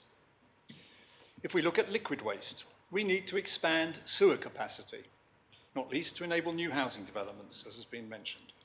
And that requires significant capital investment. At the same time, funding for maintenance of the drainage and sewage system is not sufficient to maintain the network. The gap between revenue and required spending is currently being covered by using the Car Park Trading Fund. I don't need to tell members that that is not sustainable, not least since we also need to invest in our car parking estate. A decision is looming about what to do when the energy from waste plant reaches the end of its life. In addition, operational costs for waste disposal are rising faster than inflation, and we are running out of space to store hazardous waste. In relation to coastal defences, we have a very solid shoreline management plan, which is vital to cope with the threat of rising sea levels. But just the first phase of that plan at Havre de Parc comes with a very big sticker, £160 million, roughly. In terms of roads, our current funding programme is effectively a default policy of managed decline, which is not a sustainable long-term strategy. It does not align with our ambition to improve road safety, it does not enable us to make progress with sustainable transport, and it is not acceptable for Jersey. Regarding sports facilities, both Le Kennevet and Springfield last had significant structural investment more than 30 years ago. We have built Oakfield as part of the Decanter Fort Regent, and it is a great facility. But investment at La Rocquiere, for example, has yet to come to fruition. If we are to proceed with plans to host the Island Games in 2035, we will need major investment. So I could add in Fort Regent, the need for a new crematorium, improvements to the public realm, new hospital facilities, school development and refurbishment, and so on. To put it at its most simple, both in terms of maintaining our existing infrastructure assets and in terms of investing in vital new infrastructure, our current funding does not match what we need and what we say we want to do. The job of the new minister is going to be to examine the demands on future spending, to prioritise, to trim plans that are overambitious, to seek innovative solutions, and then to come forward with options for ministers and this Assembly to consider. We will not be able to do everything. Hard choices await. I do not know what all the answers will be, but I would be derelict in my duty if I did not say that in some way or other we are going to have to find ways to raise, or perhaps I should say allocate, more money for infrastructure spending. I want to pay tribute at this point to the very dedicated teams who keep the infrastructure show on the road. I know some of them, I meet them out and about, and I know they take tremendous pride in their work. They care passionately about the island and the community. From top to bottom, teams in the infrastructure department keep the island running, and we should be grateful for their commitment and their service. So what do I hope to bring to the role? A key word here is partnership. I have my own views, of course, about the way forward, which includes a strong focus on sustainable transport and recycling, for example. But progress will depend on cooperation and teamwork. That means working closely with ministerial colleagues, scrutiny, and the Assembly. My door will always be open. In particular, I want to work with the parishes. Our work and our spending should be complementary. We should lift each other up. And I want to say a special word about working with the Constable of St Helier. Not only because it is the biggest parish, but because the public realm in St Helier is of such importance to our economy and to the people who live here. There is one other point I would like to highlight. One of the most important areas of the Infrastructure Minister's portfolio is the management of key sporting facilities. I want to say that my intention with the Chief Minister's agreement is to nominate Senator Kirsten as Assistant Minister with delegated responsibility for the facilities part of the sports portfolio. I think this opens up an exciting opportunity to take a fresh look at the provision of sport and sporting facilities in the island, and I look forward very much to working together with Senator Kirsten to drive forward a new vision for sport. So, one States member commented when he saw that I had been nominated for this role, "You need to have your head examined," presumably because it is seen as something of a poisoned chalice. Well, members may think there are many reasons why I should have my head examined, but a bit too vigorous laughter there in front of me. But on the subject of infrastructure, I beg to differ. It may be a poison chalice to some, but to me it is exciting. The decisions we make collectively over the next 4 years will help define the island's future. That is a prospect that should inspire us all. So let me finish with this thought. Sorting out our infrastructure is a challenge that speaks to our times. Public disillusion with politicians, not just here, but across many democracies, is fueled by our inability to get things done. We need to turn that around. My impression on the doorstep was that voters were in the main not that interested in our ideological differences. They just wanted progress. The next 4 years are our chance to confound expectations and show what we can do. If elected, I will do my best, working with my colleagues in the Council of Ministers and with all members, to deliver the infrastructure that this island needs and rightly expects. Thank you, sir. Thank you, Deputy. The first question is from Deputy Morrell. Thank you, sir. Sir, the Infrastructure Department is often blamed, perhaps unfairly, though I don't think so in this case, for the kind of anglicisation, for want of a better word, of our roads, the urbanisation of our countryside, particularly in terms of signage, road furniture and things like this. We had to fight to keep our yellow lines because it was the previous government were thinking of getting rid of that because it would fit with the English way of doing things. Would the Deputy please explain to the Assembly how he will try to ensure that the Infrastructure Department keeps Jersey as Jersey rather than a part of the United Kingdom? Deputy Renouf. Yes, I thank the Deputy very much for the question. I hope he knows that I am very committed to island identity and the work that was begun many years ago by Deputy Labby is work that I supported. And I feel very strongly that we should maintain our own identity, that would also be the case when it came to road signage. And I also do think that we should minimise road signage. Proliferations of signs and so on is not a good thing. Of course, one of the ways we achieve that is regulation, and sometimes people also don't want regulation. And so I think finding that balance, I think is important. But certainly when it comes to generating stuff within our department, I will be looking for the minimalist and the Jersey solution. Supplementary. Thank you, sir. Could the Deputy be slightly more specific about how he would like to reduce the preponderance of road furniture in our country lanes? There is a sign, 2 signs near me, one literally within 2 metres of the other. One says 15 miles an hour and the other says 30 miles an hour, within 15 feet of each other. This is an absurdity that is continued by the repeater speed limit signs that are placed down country lanes. This is all done because that's what they do in the UK. Would the Deputy please explain how he will specifically tackle the urbanisation of our country lanes? Deputy Renouf.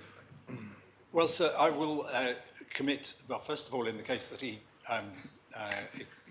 highlights there, I'll be very happy to go and look at it with him and with officers and so on. What I will commit to is to look at it. I am unsighted on the reasons why there are those repeater signs, you know, whether they're following particular guidelines that are UK or other guidelines.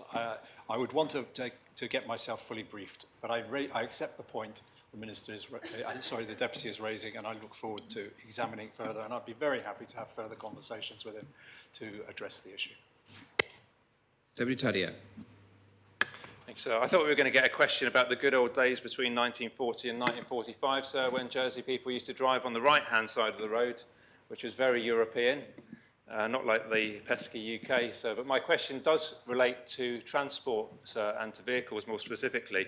The Minister is responsible for what used to be called transport as part of the technical services team, and he was quite light, I thought, on when it came to matters of cars, about diesel cars, petrol cars, carbon emissions, which previously he's been very vocal on, both as Minister for the Environment and as a backbencher.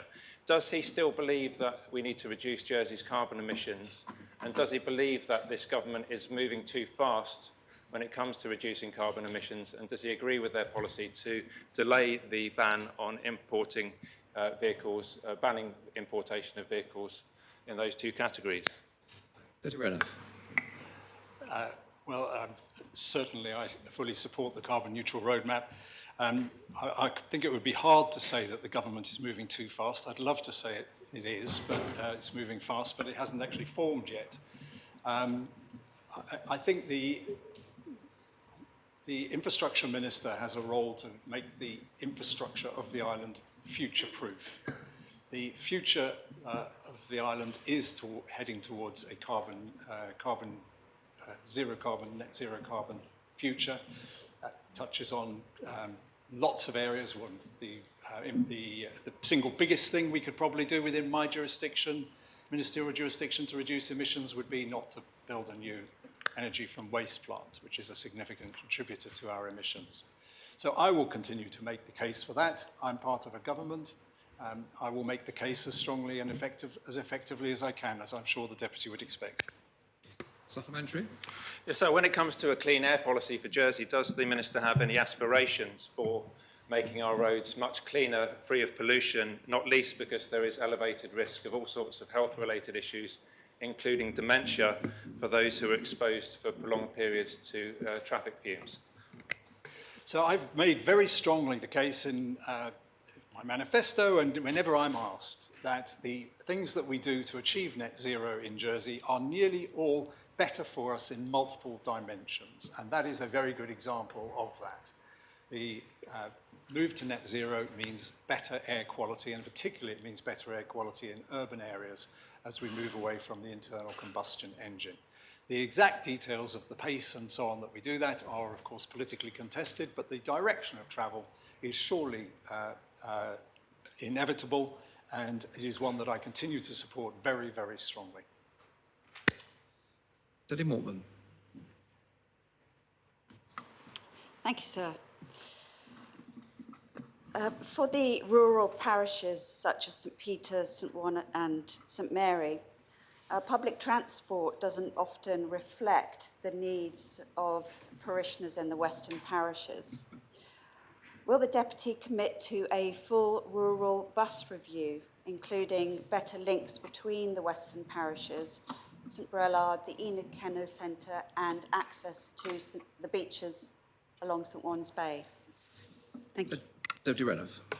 So I'm going to be reluctant to say that I'm going to conduct a separate review into something like that.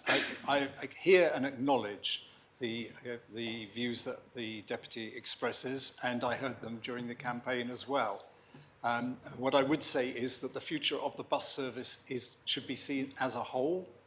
It needs to consider lots of different things. The provision of a service in one area may mean less service somewhere else. The resource is not infinite.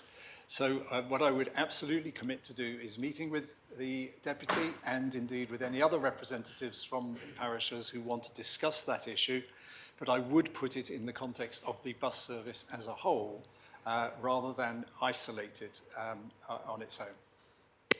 Supplementary? Thank you, sir. Just to say that I will really look forward to meeting with the deputy to discuss the bus service as a whole. Deputy Coles. Thank you, sir.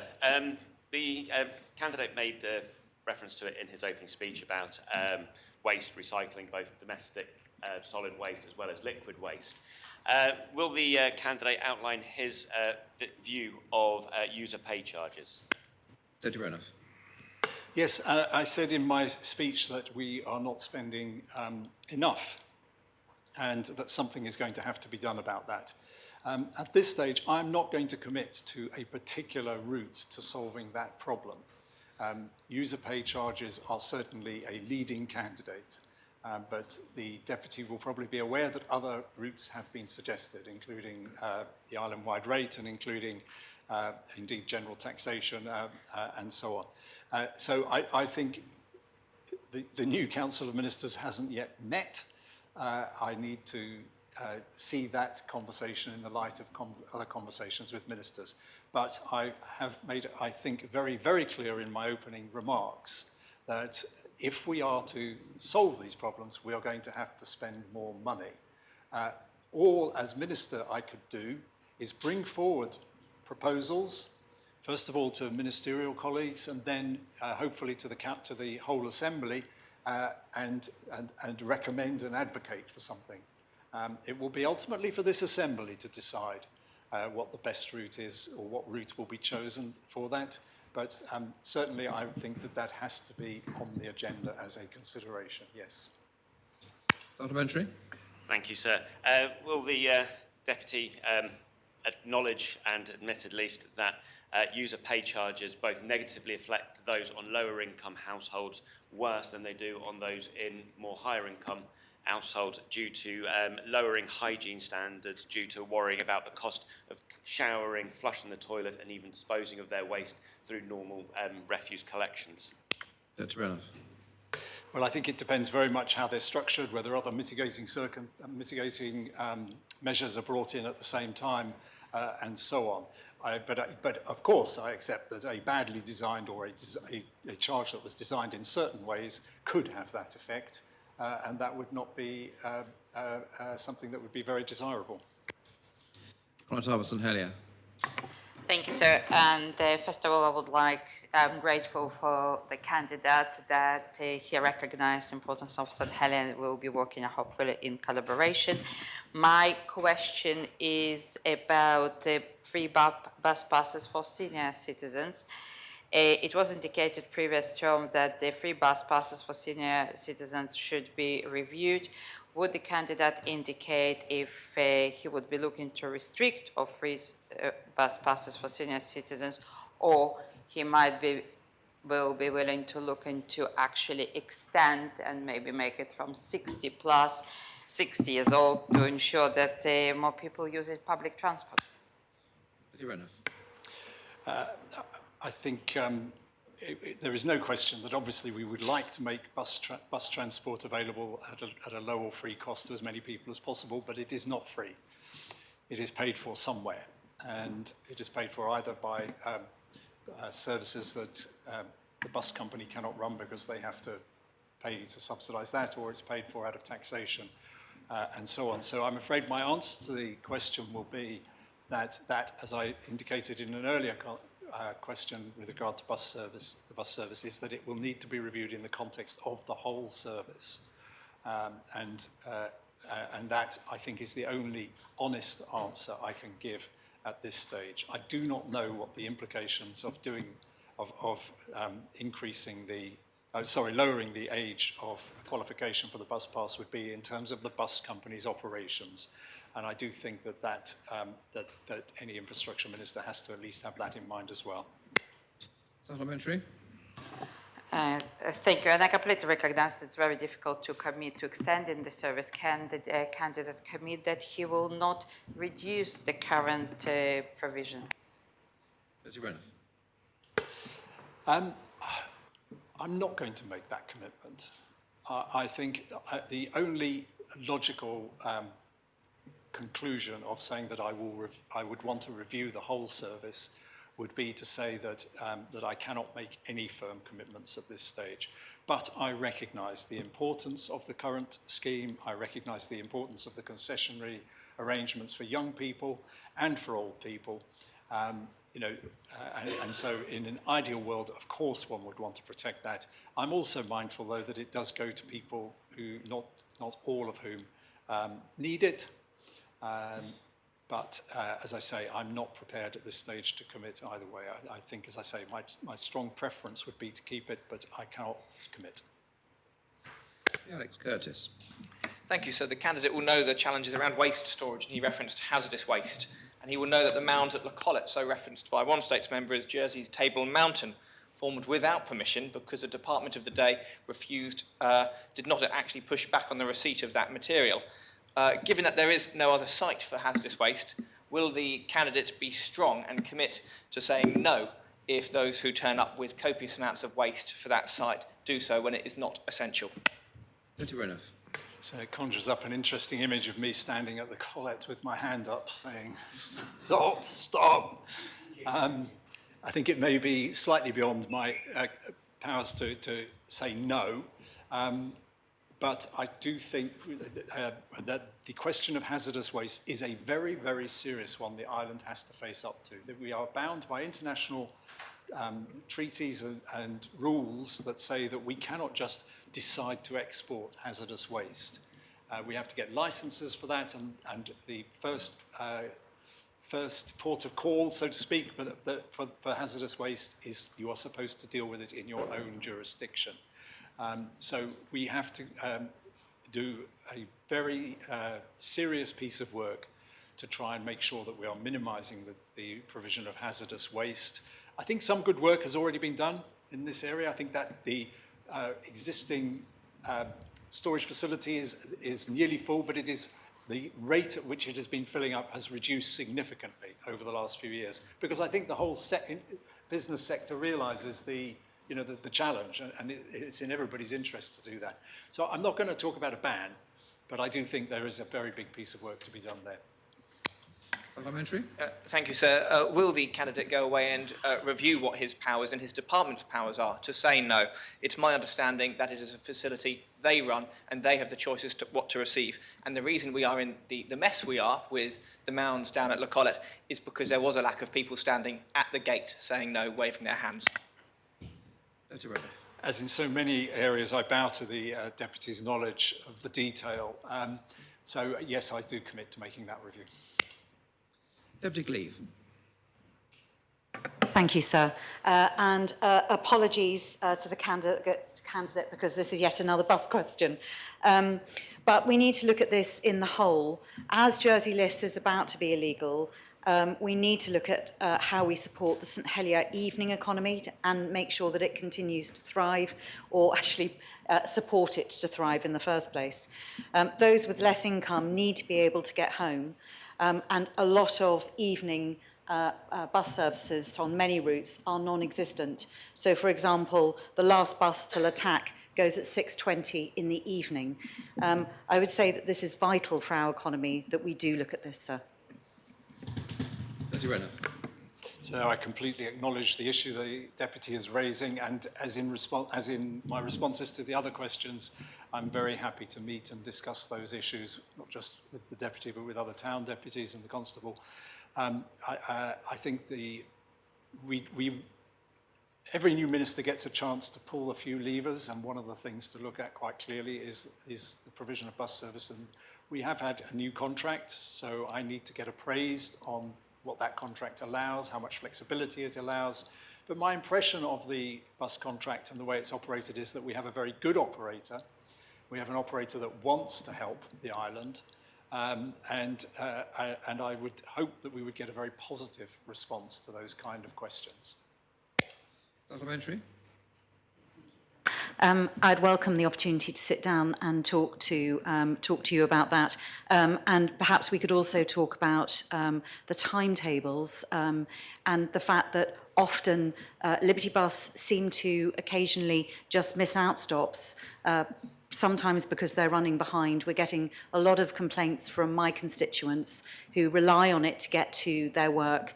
It's not because the bus is full, the bus just doesn't stop. So if the candidate could help me with those conversations with the Liberty Bus, I'd appreciate it.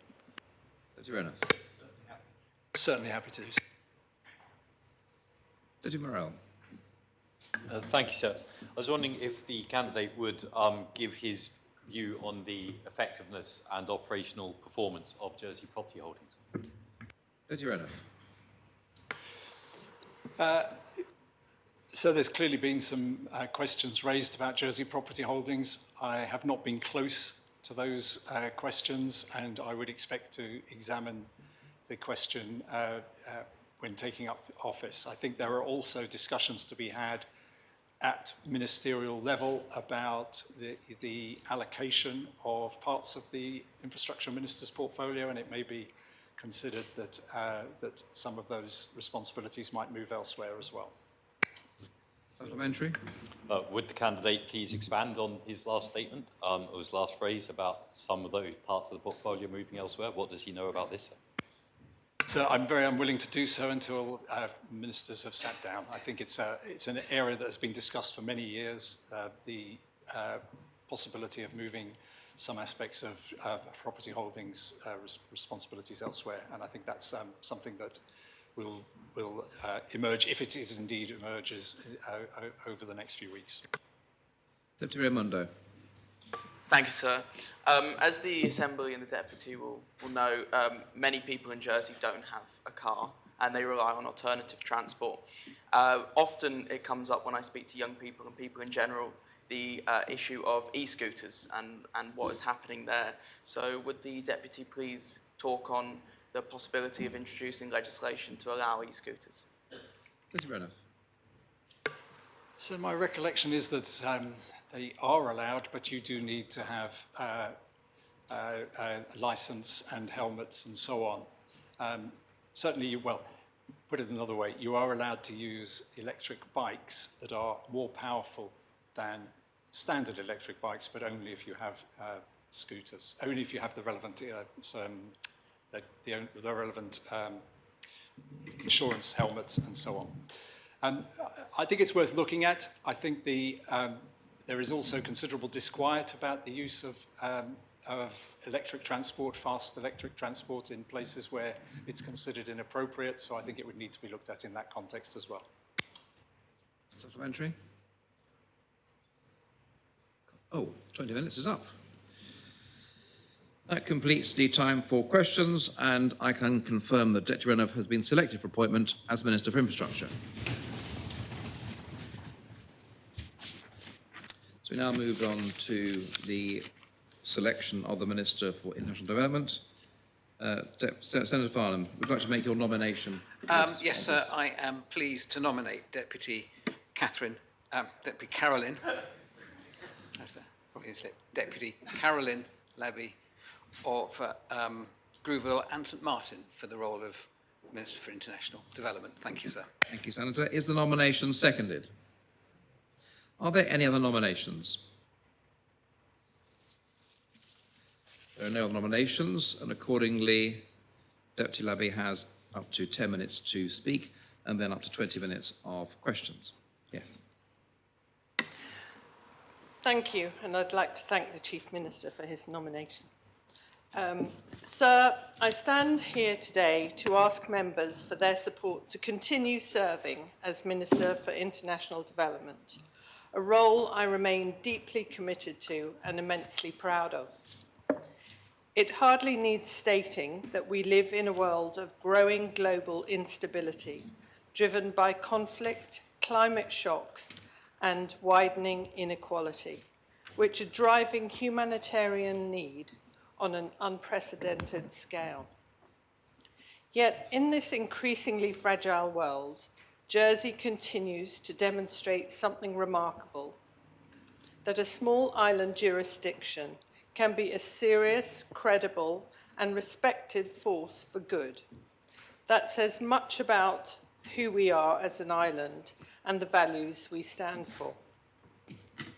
Jersey Overseas Aid is undoubtedly one of our island's success stories. Since I first became minister, the organisation has been transformed from an informal grant-giving body into an internationally respected development agency, delivering impact far beyond its scale. And in saying that, I want to acknowledge my dear colleague, Simon Boas, whose contribution to that transformation was immense, and whose loss 2 years on I continue to feel today.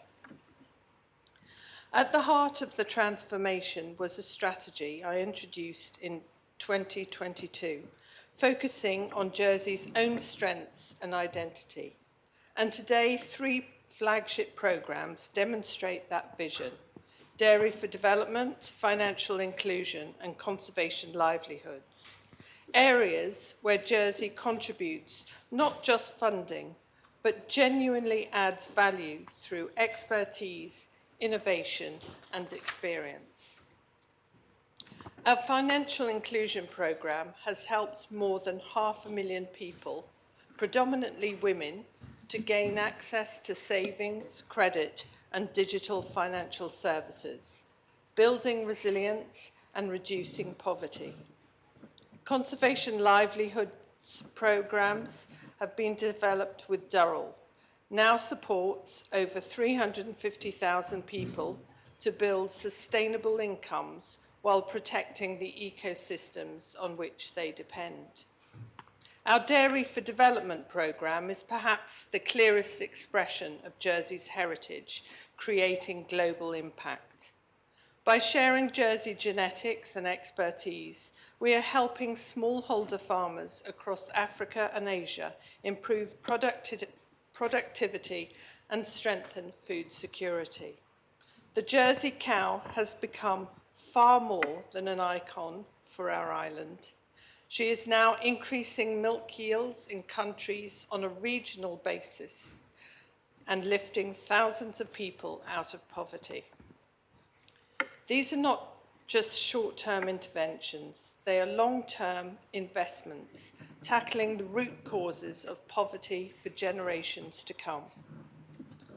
Alongside this, we have strengthened Jersey's humanitarian response through trusted partners, including the United Nations and the Red Cross, ensuring assistance reaches those who need it most, quickly, effectively, and with maximum impact.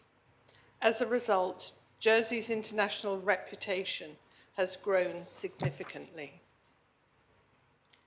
Last year, we hosted a major United Nations humanitarian working group, the first time a non-UN member state had ever been invited to chair it.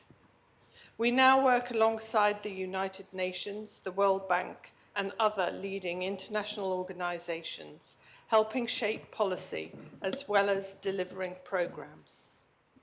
That international recognition benefits not only our aid programmes, but Jersey itself. I've signed a memorandum of understanding with Zambia, and if re-elected, I will continue developing long-term partnerships that strengthen both development outcomes and Jersey's international standing. In an increasingly competitive world, Jersey benefits enormously from being recognised not only as an international finance centre, but as a responsible global citizen with expertise, integrity, and values. International development has become an important source of Jersey's soft power, which should never be underestimated. Just as importantly, I've always believed that this work should not feel distant or abstract. It should belong to islanders. That is why we expanded volunteering opportunities. Last year, having record participation in our community work projects, we also engaged 1,500 young islanders through schools and outreach. Since being Minister, internships are now offered with international NGOs on an annual basis, and placements with the United Nations and leading humanitarian organisations are given to islanders, forging real pathways into careers in international development. Behind the scenes, I've led the transformation of the organisation itself, from literally a kitchen table operation to a professionally staffed donor agency. From an internal audit rating stating urgent improvement was needed to achieving a perfect score, and latterly becoming the highest rated government body in Jersey for employee satisfaction, rating us as world class. These are some of the achievements under my watch, which provide strong foundations for the future. But you may ask yourself, what for the next 4 years? What will that look like? Well, our first 5-year strategy concludes this year, and I have commissioned an independent evaluation which will inform and shape the next strategy.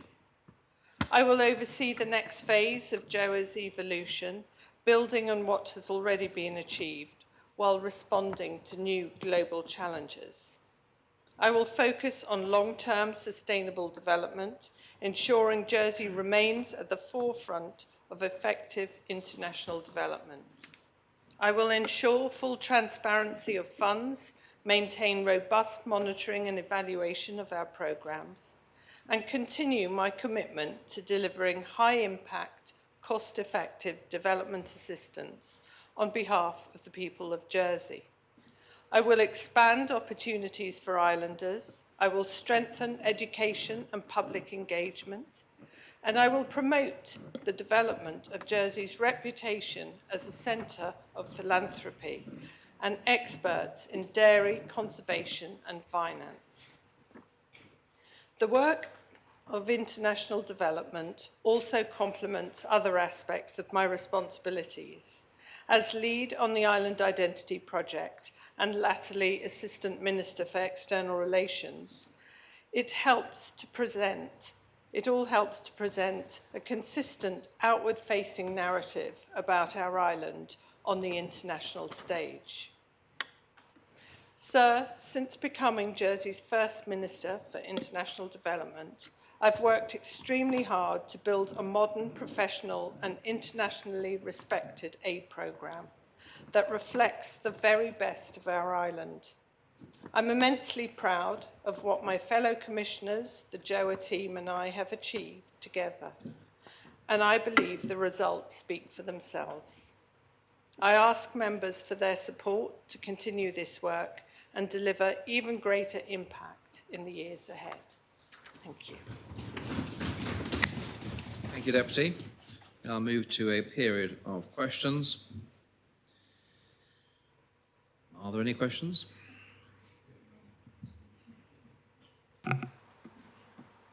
Yes. Deputy. Just to get the ball rolling, sir. So would the Minister talk about, in more detail, if she hasn't fully developed it already, about the international benchmark and standard for where Jersey should be at compared to European counterparts in terms of its giving for budgets? Deputy Labby. Yes, thank you. The UN international goal is 0.7% of GVA. Jersey, we've currently got, we give 0.3% of our GVA. It won't surprise members to know that very few countries reach the 0.7%. I think some of the Scandinavian countries do, and a couple of others, but most fall well below that. The UK used to achieve 0.7%, but recently cut its aid budget to 0.3%. So right now we're on a par with the UK. One thing I would say is this is the financial support, but as I alluded to in my speech, we feel that we give more than just the finance. We offer the expertise, the genetics, the expertise at Durrell, and obviously our financial support. Thank you. Supplementary. Thank you, sir. I'm aware of the very good work the Minister and her department do, but I'm sure all countries would argue that they give more than just the money. Can the Minister confirm that Jersey is a wealthy island? It also didn't have to spend any of its budget on defence like some of the bigger countries are, and that's how they're justifying cuts in their overseas aid budget to divert towards increasing their defence budgets. Does the Minister think there is a moral case for Jersey working towards that 0.7%, even if it's only aspirational? Deputy Labby. Thank you. I think it's something that we always monitor, we always look to. We are in a cost of living crisis, as are most other countries, so I'm not using that as an excuse, but I think we have been going up by 0.01%, sorry, to reach the 0.3% target, which I'm quite happy with. Obviously, there is a need in the world. There is more and more need than the giving that is provided. But yeah, it's something we monitor all the time. Deputy Howells. Oh, thank you, sir. As I'm sure the Minister and members are aware, there has been some devastating earthquakes in Venezuela. Sorry, I just need to catch my breath. And my thoughts are with those in our community who have contacted me and who have lost family, friends and work colleagues. Can the Deputy comment on whether any aid or support is being arranged in order to support some of the losses that have happened in Venezuela? Thank you, sir. Deputy Labby. Yes, I thank the Deputy for her question, and I echo the sentiments she's just expressed about family members here who have been affected by the devastating earthquakes. In my inbox, just this afternoon, we are looking at some emergency humanitarian aid. I was just waiting to be appointed because the Commission aren't quorate at the moment because I lost 2 States Commissioners in the election, one retired and one lost his seat. So as soon as we're quorate again, I am mindful to agree with this giving. We are thinking about allocating 250,000, 100,000 to Save the Children, and 150,000 to British Red Cross, who are there on the ground ready to assist. I did notice that some people are looking to give physical goods here. I would counsel against that, not wishing to be ungrateful to people that want to and feel the need to physically do something, but there is issues with transporting goods, the customs fees and the time lag in getting the goods there, and you never really know if it's going to end up with the right people. So we prefer to channel monies through our agencies that we've done due diligence on, and they are on the ground and are aware of exactly where the needs are. Supplementary. Yes, please, sir. I appreciate the Deputy for explaining the complications that there may arise with people that may want to physically donate clothing or other items. Can the Deputy give the public some indication of where and how they could donate if they wanted to donate financially, if this is a possibility? Thank you, sir. Deputy Labby. Financially, well, we are the government aid agency, and we don't actually accept monies because we're not a charity. Sometimes with large appeals, you, sir, have the Bailiffs Fund, And we sometimes use the charity side by side to collect donations of that sort, but that it would need to be a coordinated effort between yourself, sir, and the charity, and we would advise where then to send the monies. Any other questions? Yes, Deputy Tullier. Thank you, sir. So there have been some suggestions, and there is a school of thought. I don't necessarily subscribe to it. That said, that the work that is done by the Minister and her department used to be done before there was a minister and before there was a ministry, and it was done very well. And they've questioned why, if and why we need a specific ministry for international development. What would her answer be to the value that she and her department brings to the ministerial table? Deputy Labby. Thank you. That's a really good question. I think it aligns us with the EU and OECD, and I think by having a minister, it means that the monies, and I'm far more accountable. I'm accountable to this States Assembly.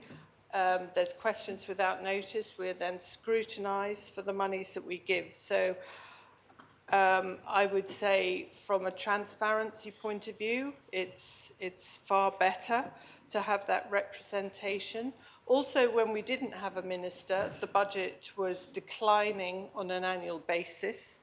And it's only when I was appointed, we fixed it to go up with GVA, to be aligned with GVA. Also, when I'm travelling and when I'm going into countries like Malawi and Zambia, if I've got to go and meet with the High Commissioner to explain what we're wishing to do in the countries, it's far better if it's Minister to High Commissioner rather than just a chair of an agency. So it does open doors, and I believe it gives it the transparency and accountability that is needed. Supplementary. Thank you, sir. I also take the fact that there's a lack of questions to mean that members are very satisfied with the good work of the department. But does the minister, soon to be re-elected minister, I'm sure, believe that there's enough understanding from some of her ministerial colleagues, especially the new ones, and will she make sure that there is sufficient opportunity given to all new members to be fully appraised of the good work and the opportunities that arise from her department and her partnerships? Deputy Labby. Indeed, and I used to describe Jersey Overseas Aid as Jersey's best kept secret. There are opportunities for members to get involved in a practical way. I've already described the community work projects, and if anyone wants to go and get their hands dirty in Nepal or Malawi, I'm looking at you, Chief Minister. So you can get involved that way, certainly, but we will be making presentations to States members to explain in detail what we do. And after today, if I am elected by this Assembly, I will be putting out a call because I'm looking for 2 States commissioners, because if members aren't aware, we operate with 6 commissioners, the chair and 2 other States members and 3 independent members. So I will be looking for 2 other States commissioners after this. I will explain it in an email later. Any other questions for Deputy Labby? No other questions, then I close this period and I announce that Deputy Labby has been selected for appointment as Minister for International Development. So, before we move on, I thought I might test the mood of the Assembly, as it's been a long, hot day, and we have all day tomorrow. I understand there is to be a contested election for the next position, sir, which will take us past 5:30. And I just wondered, and then we have a final nomination, so Treasury Minister. I think it would be unfair to break halfway through, and I would be minded now, so as we're going to, I would think, require the whole day to finish off tomorrow, to propose the adjournment, so and let members decide accordingly. The adjournment is proposed. Is that seconded? Yes, sir. Does anyone wish to speak on the proposal that we adjourn now until tomorrow at 9:30? Are members content to adjourn now until tomorrow at 9:30? In that case, the Assembly is adjourned until tomorrow morning at 9:30.